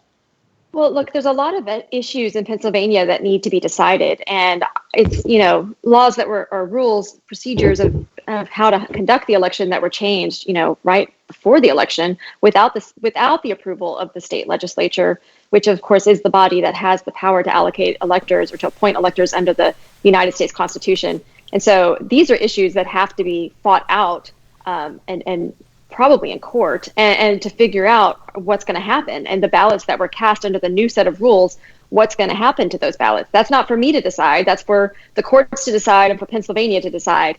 And that is how our system is structured. It's a very decentralized process. Pennsylvania is in charge of Pennsylvania. And I think part of what just the system or this whole situation overall, part of what's so disturbing to me is that you've got Americans so divided. You have half of America watching CNN and MSNBC, and they're hearing adjectives like frivolous or unfounded or whatever. And so they believe, well, there's nothing there. And they're just sure the whole thing is ridiculous. But then you have half of America watching Fox or OAN or one of these other sources, and they're hearing adjectives that are in the opposite direction. And they're really sure the election's being stolen. And what I would say is, it's not for the media to decide. It's not for the media to decide for. It's not for the media to decide against. It is for Pennsylvania or Michigan or Wisconsin to figure out themselves. It is their job. I mean, there was a lot of chaos in many regards because of COVID and the changes that were made. And but right now it's our job to wait for those states to figure themselves out. And there's nothing else for us to do. And the media can't make it a different way in either direction. So I just think the rule of law is really important, and we have to respect that, because if we don't respect that, then we're not free anymore. We're just going to live at the behest of, I don't know, media proclamations or something. And that's not a good place for us to be. No, that's a good place to stop here in this segment. We're speaking here with Tara Ross, who's an expert in the Electoral College and written several books on that subject as well. Tara, we've got to take a quick break, but we'd love to hold you over for another segment. Would you be willing to do so? Sure, absolutely. Well, thank you so much. And you're watching the Conservative Commandos radio show and on the AUN TV network in California. I'm one of the co-hosts. My name is Dr. Sheikh, and my other co-host is George Landreth on the other side. We'll be right back, because as of today, we are still a capitalist society, and we've got to take care of our sponsors, so we certainly hope you watch and listen to them and purchase and do some business with them as well. So we'll be right back in just a couple of minutes. Don't go away. We have so much more to discuss with Tara on the other side.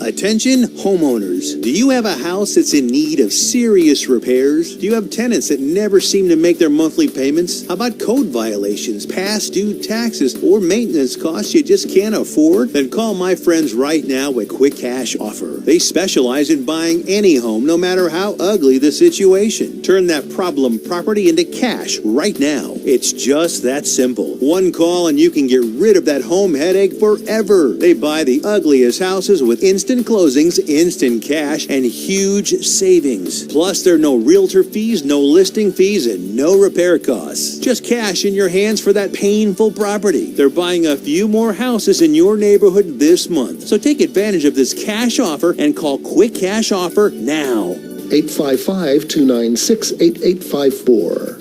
855-296-8854. That's 855-296-8854.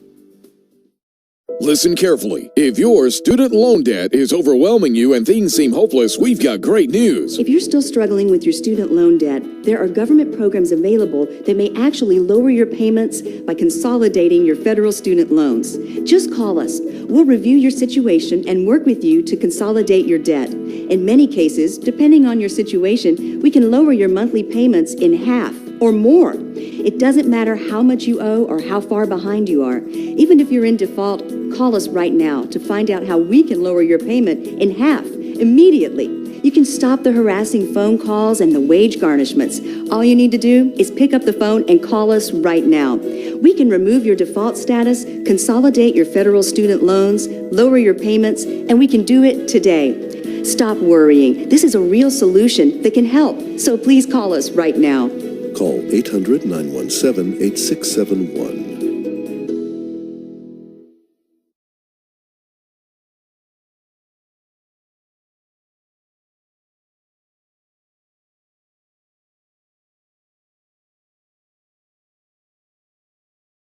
Are you over the age of 50? Want peace of mind and financial security for your family?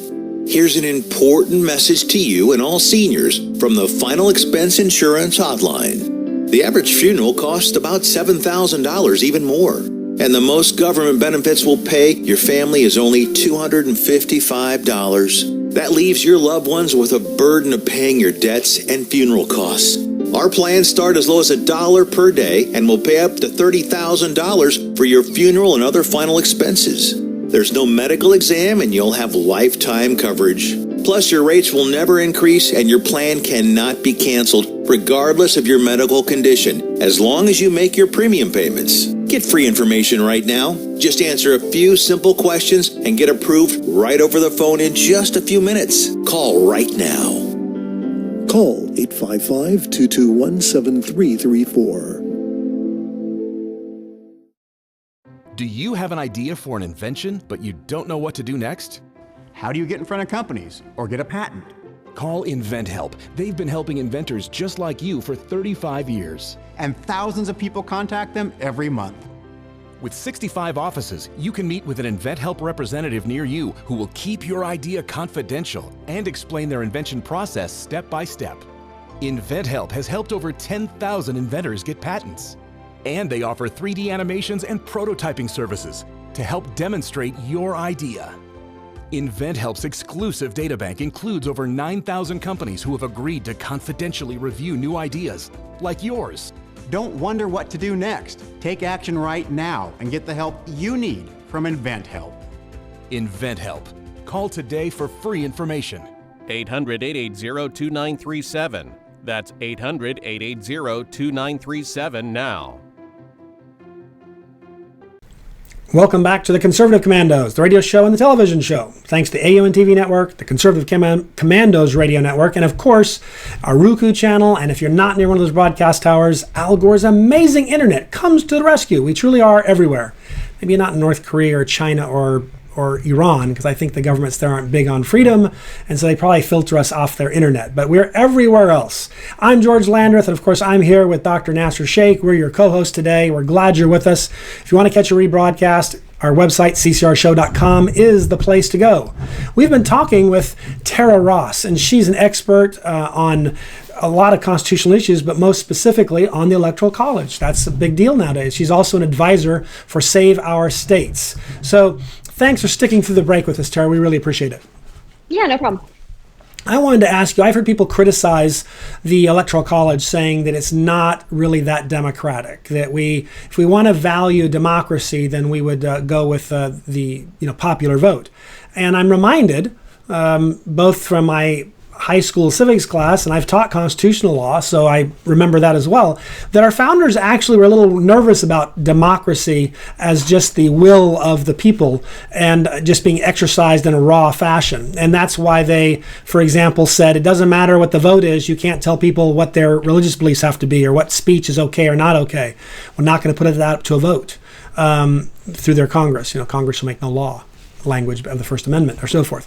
So they had a healthy concern about would democracy, at least a pure democracy, become the tyranny of the majority. And they didn't want tyranny of any kind, whether it was a king being tyrannical or whether it was, three wolves outvoting two sheep as to what's for dinner that night. So talk to us about the Electoral College and what went into it and why, and whether it's, in your opinion, served us well or if it's been a big, big mistake and they got it all wrong. Sure. Well, I think if you're going to understand the Electoral College, you really just have to understand the foundations of the Constitution. And to do that, we need to put ourselves in the founders' shoes. Now, we have to remember, they had just fought a war, right, for the right to be self-governing. They wanted a seat at the table in Parliament. No taxation without representation, right, was one of their kind of battle cries early on. They wanted representation. They wanted a voice in their own government. The right to self-governance was really, really important. But they remembered something else that we have forgotten. And what they remembered is that even if they had been given a seat at the table in Parliament, they would have been outvoted time and time again by the majority of citizens at home in England. And so what they realized is it's not always enough just to have a vote. Of course, you got two wolves and a sheep voting on what's for dinner. That might be a democratic vote. It might be a one person, one vote kind of an election, but it is not fair.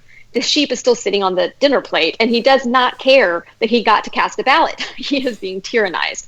So the founders had this difficult problem. How can we blend these principles? How can we have a society and a constitution that is self-governing, but that also protects minorities, especially very large minority groups, from being tyrannized by a bare or emotional majority?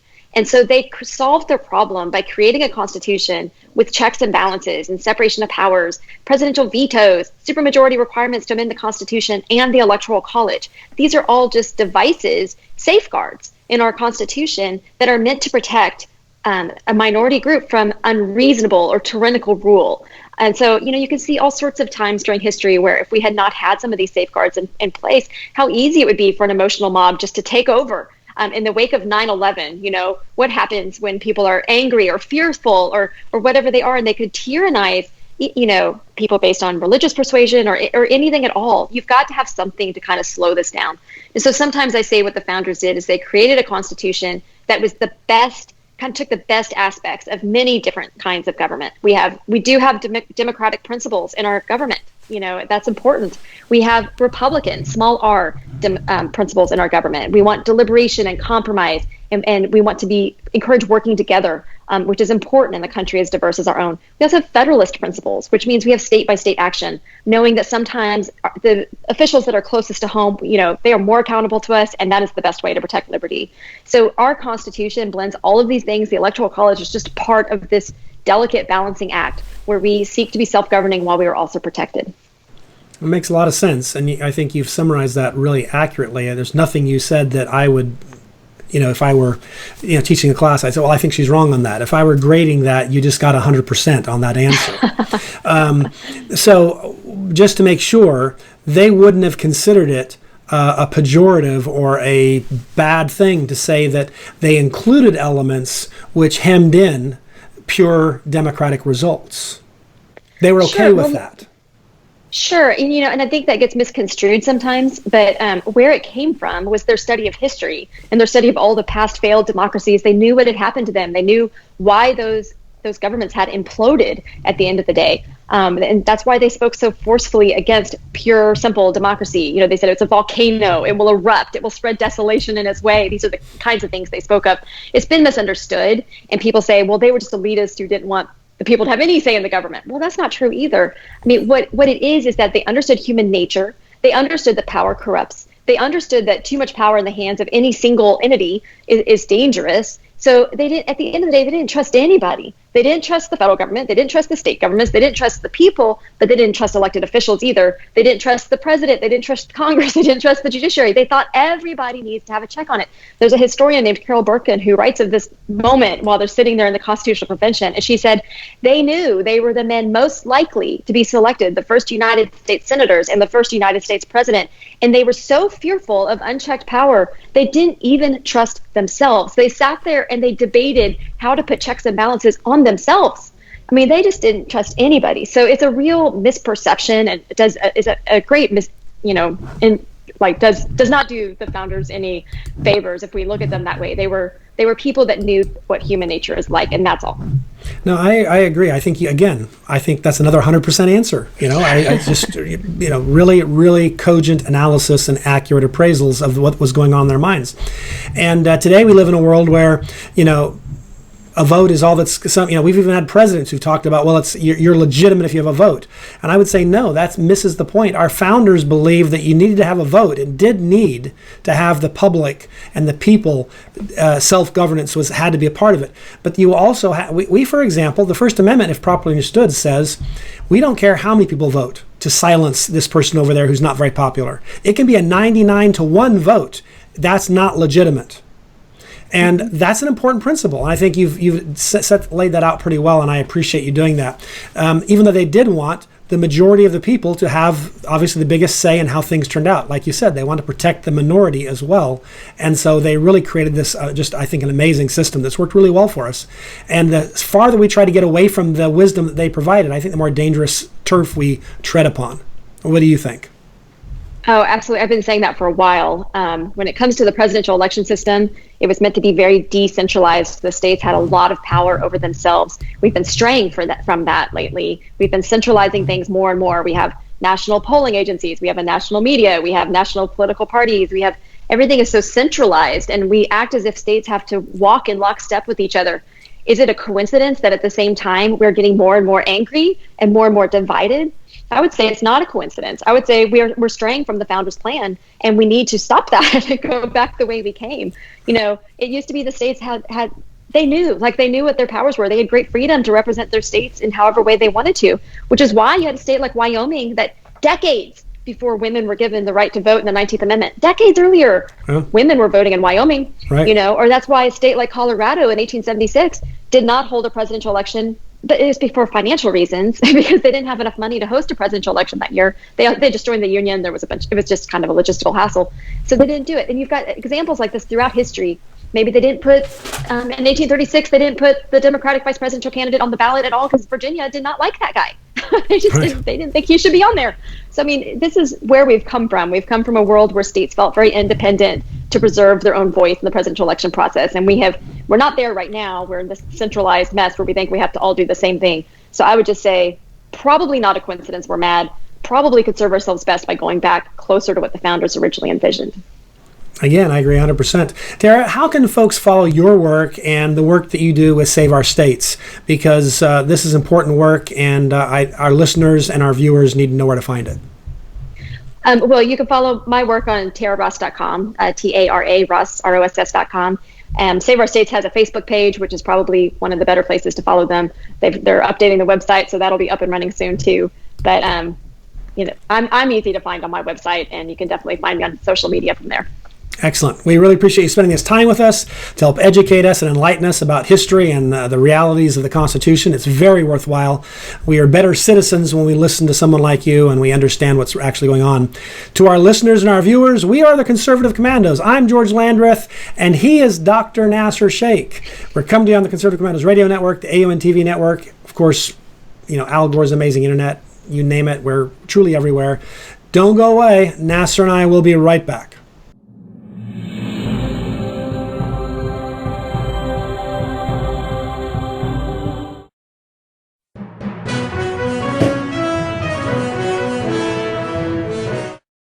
Mom, thank God you're gonna be okay. So relieved. But you both should know when my time comes, I have a final expense policy with Senior Care USA.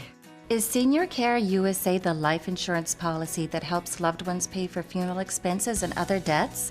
Bill and I called to get more information. Yes, and there's an immediate payout of up to $50,000. If you're over 50, call Senior Care USA now to learn more about final expense insurance plans. There's no medical exam, even if you have a pre-existing condition like I do. When I called, the quote was free, and there was no pressure. I found out that policies start for as little as 35 cents a day. Rates will never increase and coverage won't decrease. I'm gonna call today. Ask about the free prescription discount card. Oh, I'm so glad you'll be taken care of. Call 1-800-822-7419. That's 1-800-822-7419. But is it? It's really just the beginning, right? Have you written a book and want it published but don't know where to start? You're not alone. Page Publishing cuts through the confusion that most new authors face, like copyright protection, barcodes, printing, and digital uploading. We will get your book into bookstores now. We guide you through the publishing maze and help you distribute and sell your work in hard copy and ebook formats. That's right. We will digitize and place your book for sale on Amazon, Apple iBooks, and Google, offering it to millions. Don't waste another minute. Most publishers won't even look at new author submissions, but we're different. We review your book and provide you feedback in about a week. If we decide to publish your book, your work ends and ours begins. From copy editing and proofing to typesetting and book cover art, our team gets you into bookstores fast. Call 1-877-461-5033. Does your current bathroom need to be updated immediately? Introducing one-day bath and shower remodeling. The complete and hassle-free way to get the new bathroom of your dreams in as little as 1 day. And for as little as $199 a month. Yes, the experts at One Day Bath and Shower Remodeling will come to you anywhere in the country and show you all the customized options. Now you can have a brand new bathroom in as little as 1 day. Large or small bathrooms, if you want a new bathtub or shower installed, we can do it in as little as 1 day. And if you call right now, you can save $750 off your remodel. We make it easy by offering you financing as low as $199 per month. So for as little as $199 a month, you can finally have the bathroom of your dreams. Call now to schedule your free in-home consultation. Welcome back to the Conservative Commandos, the radio show and the television show. Thanks to the AUN TV network, the Conservative Commandos radio network. And if you're not near one of those broadcast towers, there's Roku. And if you don't have that, never fear, because Al Gore's amazing internet is out there. You can find us everywhere. ccrshow.com. You can find both the radio podcast and rebroadcasts of our television show, because what? We are everywhere. I'm George Landreth, and of course, I am here today with my co-host, the good doctor of our republic, Dr. Nasser Sheikh. And Nasser, I'm going to turn over to you the honor of introducing another doctor of our republic. So it's all yours. Thank you, George. We have Congressman Tom Price, who George mentioned also is a medical doctor. Congressman Tom Price, he served as a U.S. representative for Georgia's 6th congressional district, which at that time was the northern suburbs of Atlanta. As a physician, he was appointed the Secretary of Health and Human Services by President Donald Trump.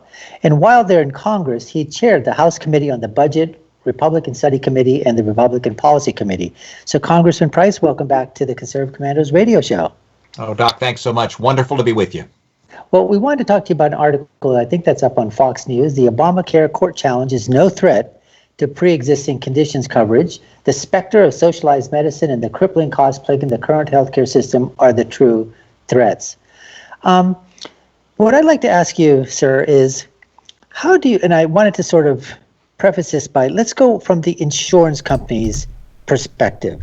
Sure. And that is, they're saying, well, it's not fair to us in a way because we're insuring people who already have a condition. It would be like you basically saying, I don't want to get car insurance, but then as soon as I have an accident, I'm going to call up a car insurance company and get my insurance, and then they'll take care of my accident. So I'm sort of playing devil's advocate. How do you answer the critics or the people that come on that side of the equation and say, maybe we should have a plan or a pool or a group for those people with pre-existing conditions, but that they shouldn't be a part of coverage for that because that's really not truly called health insurance. Your take, sir. Sure. Well, thanks again for having me on. This is incredibly important because the insurance companies tend to work through all of the rules. The rules for the insurance company 50 years ago, 40 years ago aren't the rules for the insurance companies today.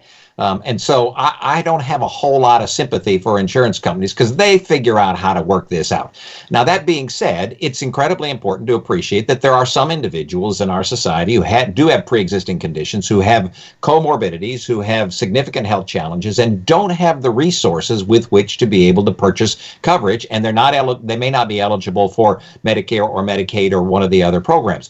Those individuals, that's why we truly need reform, because everybody needs some type of coverage. But those individuals ought to be eligible for something called a guaranteed coverage plan, which makes it so that if you remove those people, if you have those individuals in a guaranteed pool, that may likely be subsidized, yes, by you and me and everybody else. It actually lowers the cost of health coverage for everybody else because the insurance companies then don't have to account for those individuals who are at a higher risk and don't have the resources with which to be covered. So complicated answer, apologize for it, but everybody ought to be able to gain coverage, and there's a common sense, positive, principled, patient-centered way to do it if we just do it the right way.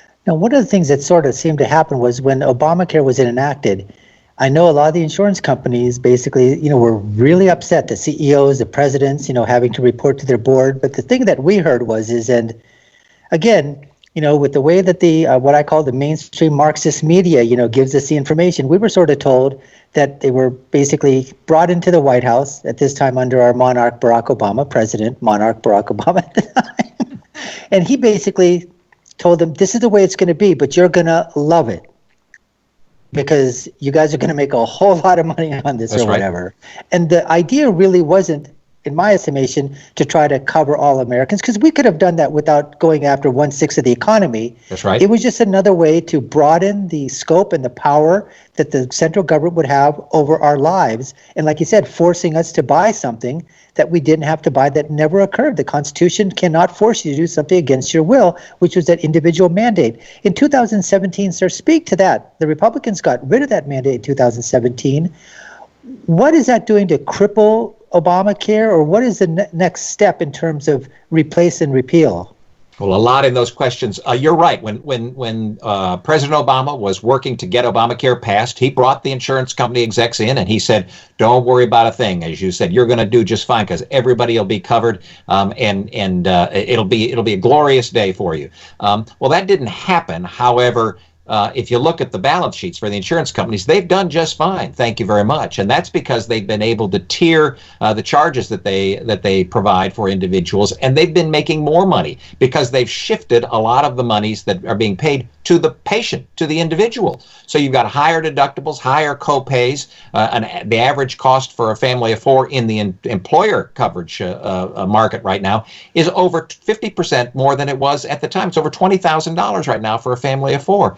That's because of all of the rules of Obamacare. So when in 2017 Congress said no, you can't force people to buy coverage that they don't want, they didn't end the individual mandate, but they ended the individual mandate penalty.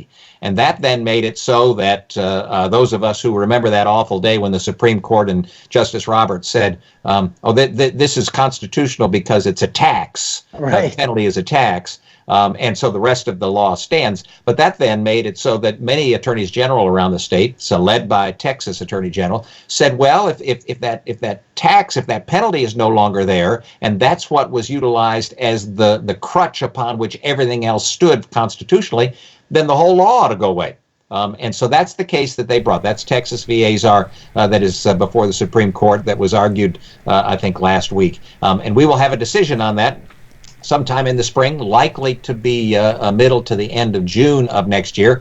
And in the process, The left has been fear-mongering about, what happens if the Supreme Court decides that the individual mandate goes away? And they've been accusing everybody who believes that there's a better system than Obamacare, that pre-existing coverage for pre-existing illnesses will go away, subsidies will go away, coverage for your 26-year-old kids will go away, all those things that people like from the ACA, from Obamacare.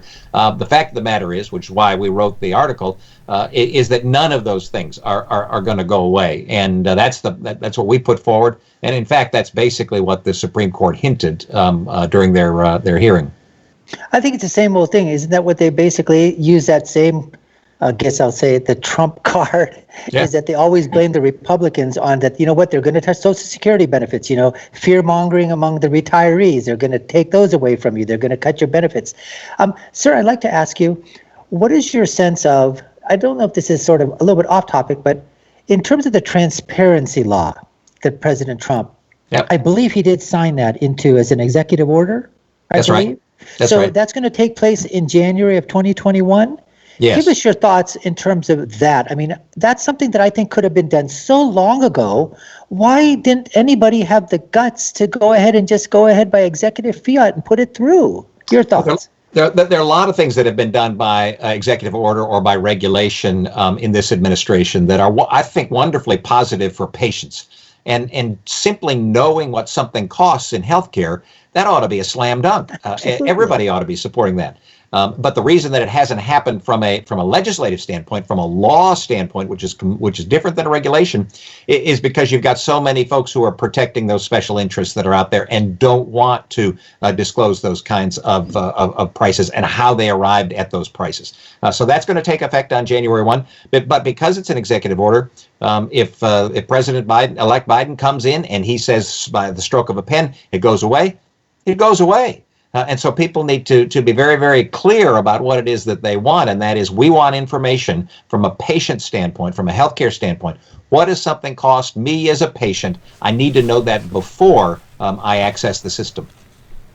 Well, we're here speaking with Congressman and medical doctor, Dr. Tom Price. He served in the U.S. Representative for Georgia's 6th Congressional District, and he was also appointed the Secretary of Health and Human Services under President Trump. Congressman Price, we've got to take a quick break because at the present time, we're still a capitalist country and we've got sponsors that want to go out to our listeners and viewers. So we certainly hope you folks out there, go ahead, buy from these people, purchase their products. That's what they're here for. They're great patriots. On the other side of this, I've got my co-host, George Landreth. I'm Dr. Sheikh. And you know what? We're coming to you from the Conservative Commandos radio network and on the AUN TV broadcasting system in California. Folks, we'll be back with Congressman and Dr. Tom Price in just a couple of minutes. So stay tuned. Don't go away. We've got so much more to talk with them on the other side.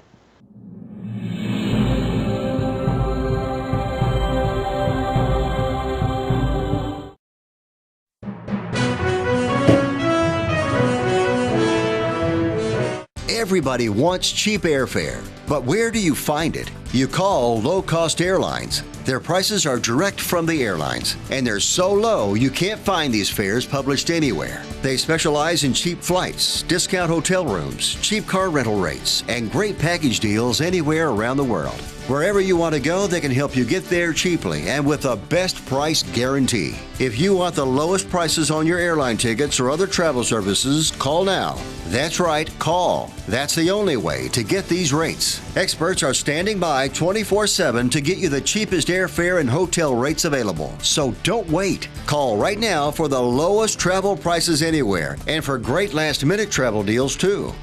Call 888-431-0562. That's 888-431-0562.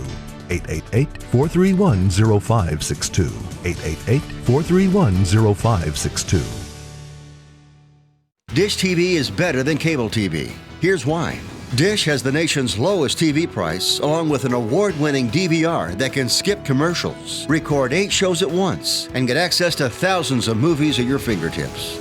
cable simply can't even compare. So the smart choice is to cut the cable and get Dish. Plus, you get all these great TV features, free HD DVR upgrade, free installation, and free movie channels. Say goodbye to cable and get more with Dish TV. 877-290-7764, 877-290-7764. As an added bonus, you can switch to Dish now and receive a $50 Visa gift card. So call now and get Dish TV.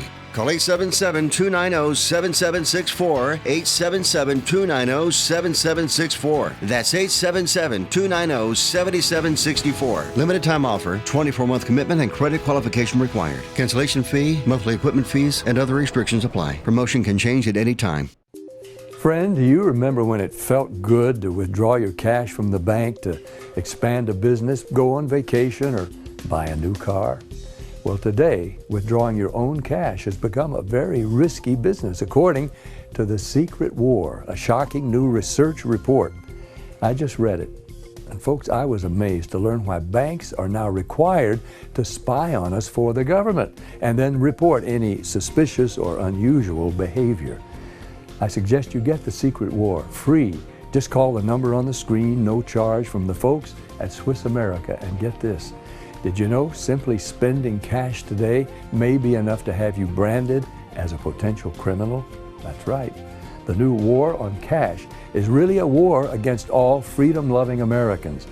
The Secret War is yours free, so call the number on the screen and you can tell them Pat Boone gave you the number. Welcome back to the Conservative Commandos, both the radio show and the television show, carried on the AUN TV network, the Conservative Commandos radio network, broadcast all across this great nation. If you're not near one of the many broadcast towers, you can check out Roku, but if that's not your thing, Al Gore's amazing internet is there. We truly are everywhere, and so we're excited that you've stuck around because we've got lots more to talk about with our guest. I'm George Landreth, of course, the good doctor of our republic. Dr. Nasser Sheikh he and I are the co-host today, but we're really glad to have another good doctor of the republic here.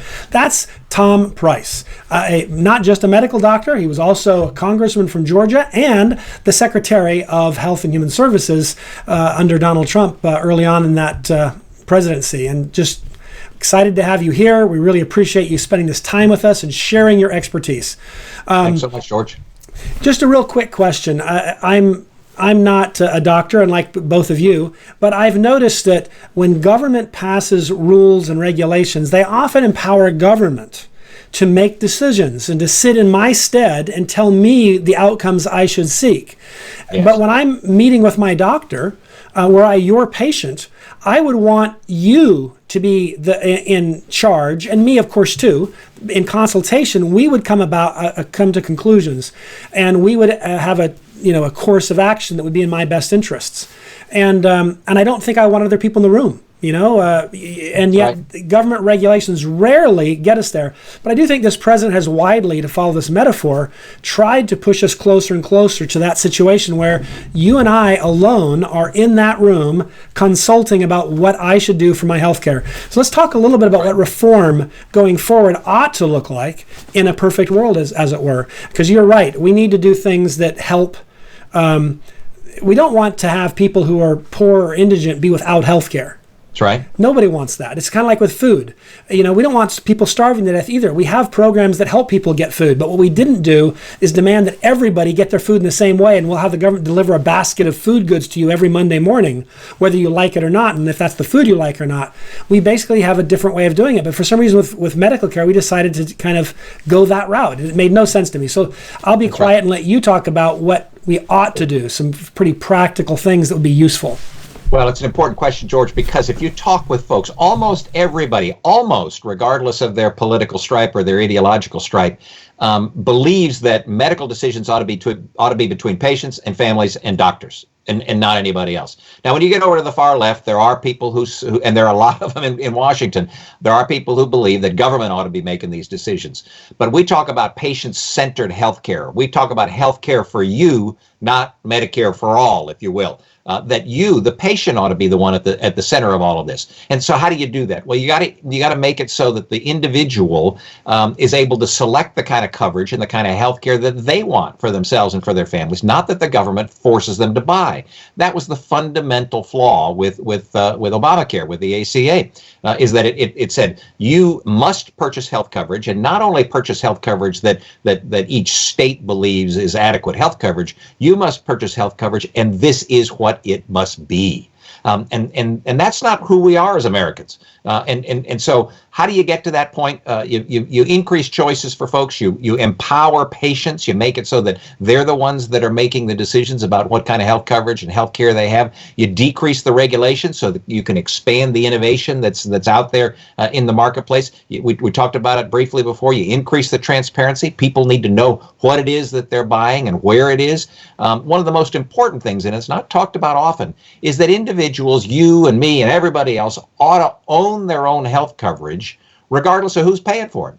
And what that means is that you, just like your 401k plan, for example, at your work, you own that. Your employer doesn't own that. You've helped pay for that. You ought to own your own health coverage as well, because when that happens, then you, the patient, are the customer. You're the consumer. When you have a concern or a complaint with the insurance company, when you own that coverage, they respond to you differently than they do now, which is when you call and say to your insurance company, why aren't you covering this? They say, why don't you call somebody that cares? Because we don't, because you don't have any power in this equation. You only get that power by owning that coverage. And that's one of the keys to moving in the right direction. And that only happens with individuals who understand and appreciate the system, who believe that it ought to be patient-centered, not government-centered or insurance-centered. Makes a lot of sense. Quick question. I have heard some debate about this idea that, of course, in Obamacare, they talked about death panels. And while it's true, the word death panels does not appear anywhere in the act. No one said it did. What they were getting at is this idea of you have to contain costs in some fashion. That's right. And if you don't do it through transparency and market forces, then you do it by government bureaucrats saying, sorry, you're too old or sick to get this medical care. You're not worth spending this money on. And my problem with that is this. I treat my car that way, meaning I've had cars. I drive my cars till they die pretty much. But I get to a point where I go, yeah, I'm not going to put a new motor in this rust bucket. I'm just going to go ahead and let it go to the junkyard. Mm-hmm. And that's fine, because at some point the car doesn't have the value that it's totaled, so to speak, right? I'm really troubled with the idea that I would treat my mother or my grandmother like an old rusty car. And yet that's right. What I hear them talking about. So can you talk a little bit about that as a kind of as a moral model? Because I find that to be deeply morally troubling. It is indeed, and that's what happens when you put government in charge of things, because they then make decisions in your interest, and it isn't likely in your best interest. And this goes back a long, long way. I remember in the early 90s when we were fighting what we then called HillaryCare, there was a clause in that bill that basically moved forward in Obamacare that said that the individuals making these decisions will make them the decision based upon the most efficient and cost-effective manner of providing the care. Well, I'm an orthopedic surgeon. I spent over 25 years taking care of patients as an orthopedic surgeon. And if you look at the literature, the most cost-effective way to take care of a hip fracture is to put somebody in bed and not do anything. That doesn't cost much money at all. But what that does is basically kill the individual that had the hip fracture, because they get other comorbidities. They get blood clots, they get bed sores, they get all sorts of problems. We've moved on to a point now where the patient is able to gain much better care if they're making the decision between themselves and, again, their families and their physician. So you don't want that kind of decision to be made by government, because governments can't care for you. It's important to appreciate that from a moral standpoint. Governments can't care because they're inanimate objects. Only people can care for you, and you want the people to care for you who, one, love you, your family and your closest friends, and those individuals that have the greatest amount of knowledge about what is best for you and makes recommendations to you, and that's your doctor and other providers. Again, you're making all kinds of sense. Of course, I kind of expected that, knowing we've that been working on this a long time, and as you and Dr. Sheikh know, I mean, there are wonderful solutions that are out there, positive solutions, patient-centered solutions. We as conservatives, and frankly, in the Republican caucus when I was in Congress, we have a difficult time messaging this. They say something real simple, Medicare for all, health care for all. You can keep your doctor if you want to keep your doctor. You can keep your insurance. Well, most often it's not true, but even if it were true, it's not the kind of patient-centered system that we desire. We don't want a big government bill. We don't want a big government legislation. We want to have big patient solutions, have the focus of healthcare be the patient. And when you do that, you get to the right answer. Absolutely. Well, Dr. Price, Congressman Price, Secretary Price, lots of titles I can throw at you.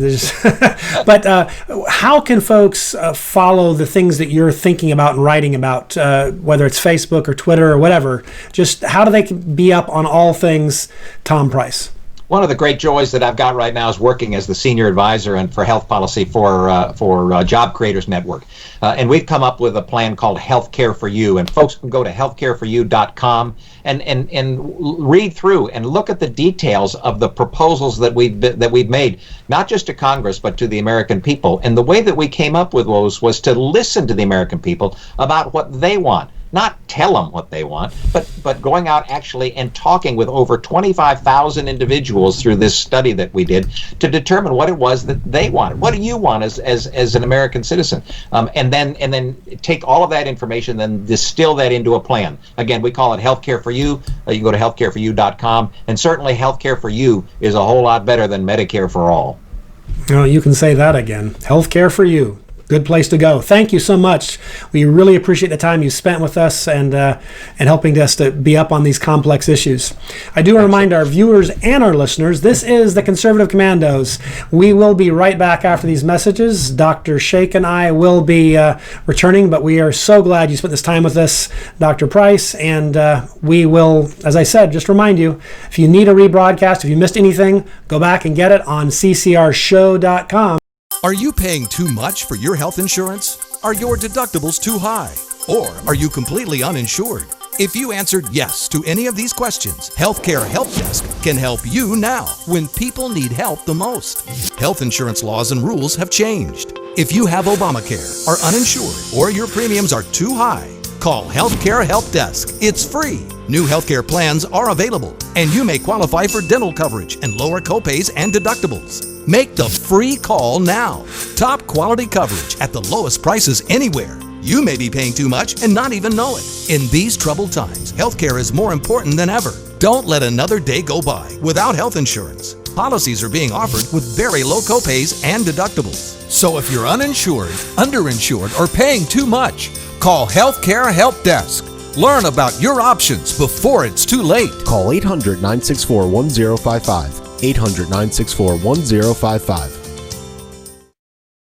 Attention Medicare recipients and anyone turning 65. Medicare has approved new benefits not included with original Medicare and older Medicare Advantage plans. You may not be getting all of the benefits you're entitled to. These new Medicare Advantage plans may have many free new benefits including in-home aids, telephone appointments with your doctors, home-delivered meals and prescriptions. These benefits may be available and it's a free call to enroll. The easiest way to enroll is to call the Medicare Benefits Line, a free non-government service. The new plans may also offer free eyeglasses, free hearing aids, free wellness visits, and gym memberships. Call the Medicare Benefits Line now. It's easy. Find out if you're eligible for new benefits like meal and prescription delivery, in-home aids, and telemedicine. Some plans may have a $0 monthly premium or zero copays for big out-of-pocket savings.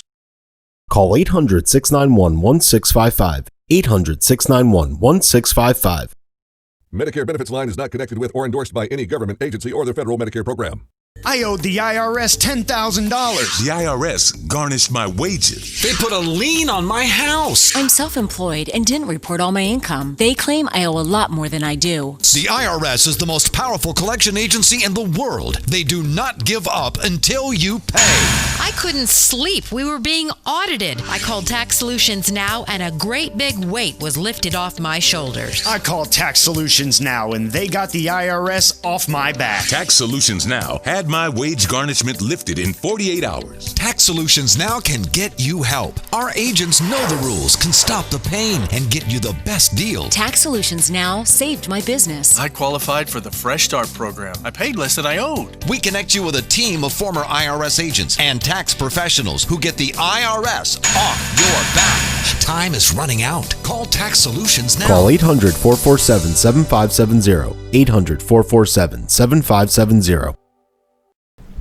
Welcome back to the Conservative Commandos, the radio show, the television show, the AM and TV network, the Conservative Commandos radio network, Roku, and of course our website, ccrshow.com, on Al Gore's amazing internet. I am George Landreth, and of course we're about ready to wrap up, but Dr. Nasser Sheikh and I have loved being with you today. So many great guests, and I'm going to turn that over to you, Nasser, in just a moment, but I'll just tell folks that want to follow the work that I do at Frontiers of Freedom. It's easy, ff.org, or you can follow me on Twitter as well at G Landreth, or on Parler at the real George Landreth. So those are some ways to follow me. So, Nasser, how can folks follow your work? And then, of course, you can thank our guests as well. Well, thank you, George. First, you can go to my website. It's drnasirshakh.com. So drnasirshakh.com. You can go to Twitter, which is at Nasser Sheikh Show. That's at Nasser Sheikh Show.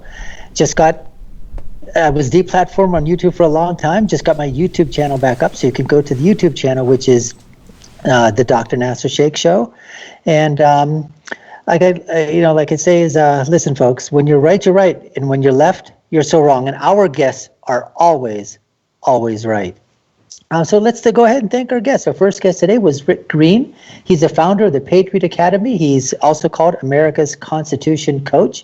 And he was talking to us about 3 other contested elections that were pretty contentious. And it's a great read, great article. We're going to talk to him about what happened back then.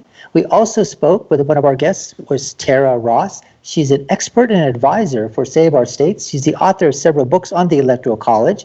And she was basically, her article, which appeared in The Hill, is titled "The States, Not the Media, Determine the Election Outcomes." And finally, one of our all-time favorite guests, returning once again, Congressman Tom Price, who also happens to be a medical doctor. He was also the Secretary of Health and Human Services. And he was talking to us about the Obamacare court challenge.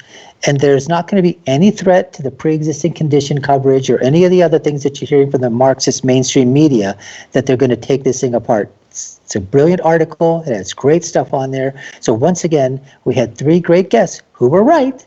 They weren't wrong. And that's it. So back to you, George. Well, thanks so much. That was an awesome recap of another great show. It's always fun to do the show with you, but we are out of time, so we better tell our listeners and viewers that we will be able to join up with them again tomorrow on TV and on radio. But until then, God bless.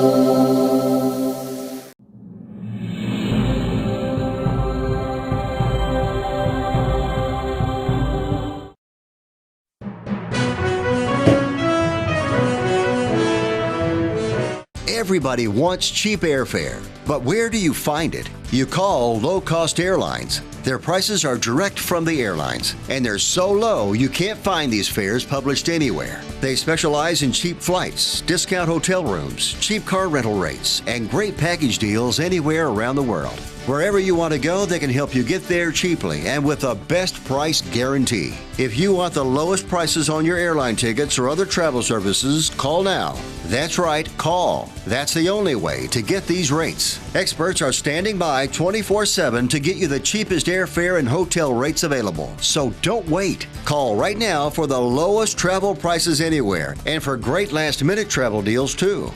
Call 888-431-0562. That's 888-431-0562. 888-431-0562. 888-431-0562. Dish TV is better than cable TV. Here's why.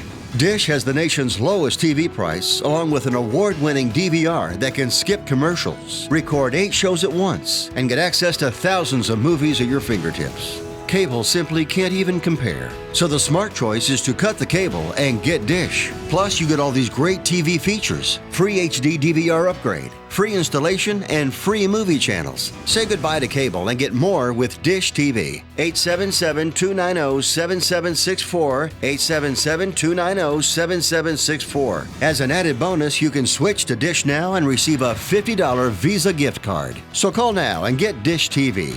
Call 877-290-7764, 877-290-7764. That's 877-290-7764. Limited time offer, 24-month commitment and credit qualification required. Cancellation fee, monthly equipment fees, and other restrictions apply. Promotion can change at any time. Friend, do you remember when it felt good to withdraw your cash from the bank to expand a business, go on vacation, or buy a new car? Well, today, withdrawing your own cash has become a very risky business, according to The Secret War, a shocking new research report. I just read it. And folks, I was amazed to learn why banks are now required to spy on us for the government and then report any suspicious or unusual behavior. I suggest you get The Secret War free. Just call the number on the screen, no charge, from the folks at Swiss America, and get this. Did you know simply spending cash today may be enough to have you branded as a potential criminal? That's right. The new war on cash is really a war against all freedom-loving Americans. The Secret War is yours free, so call the number on the screen and you can tell them Pat Boone gave you the number.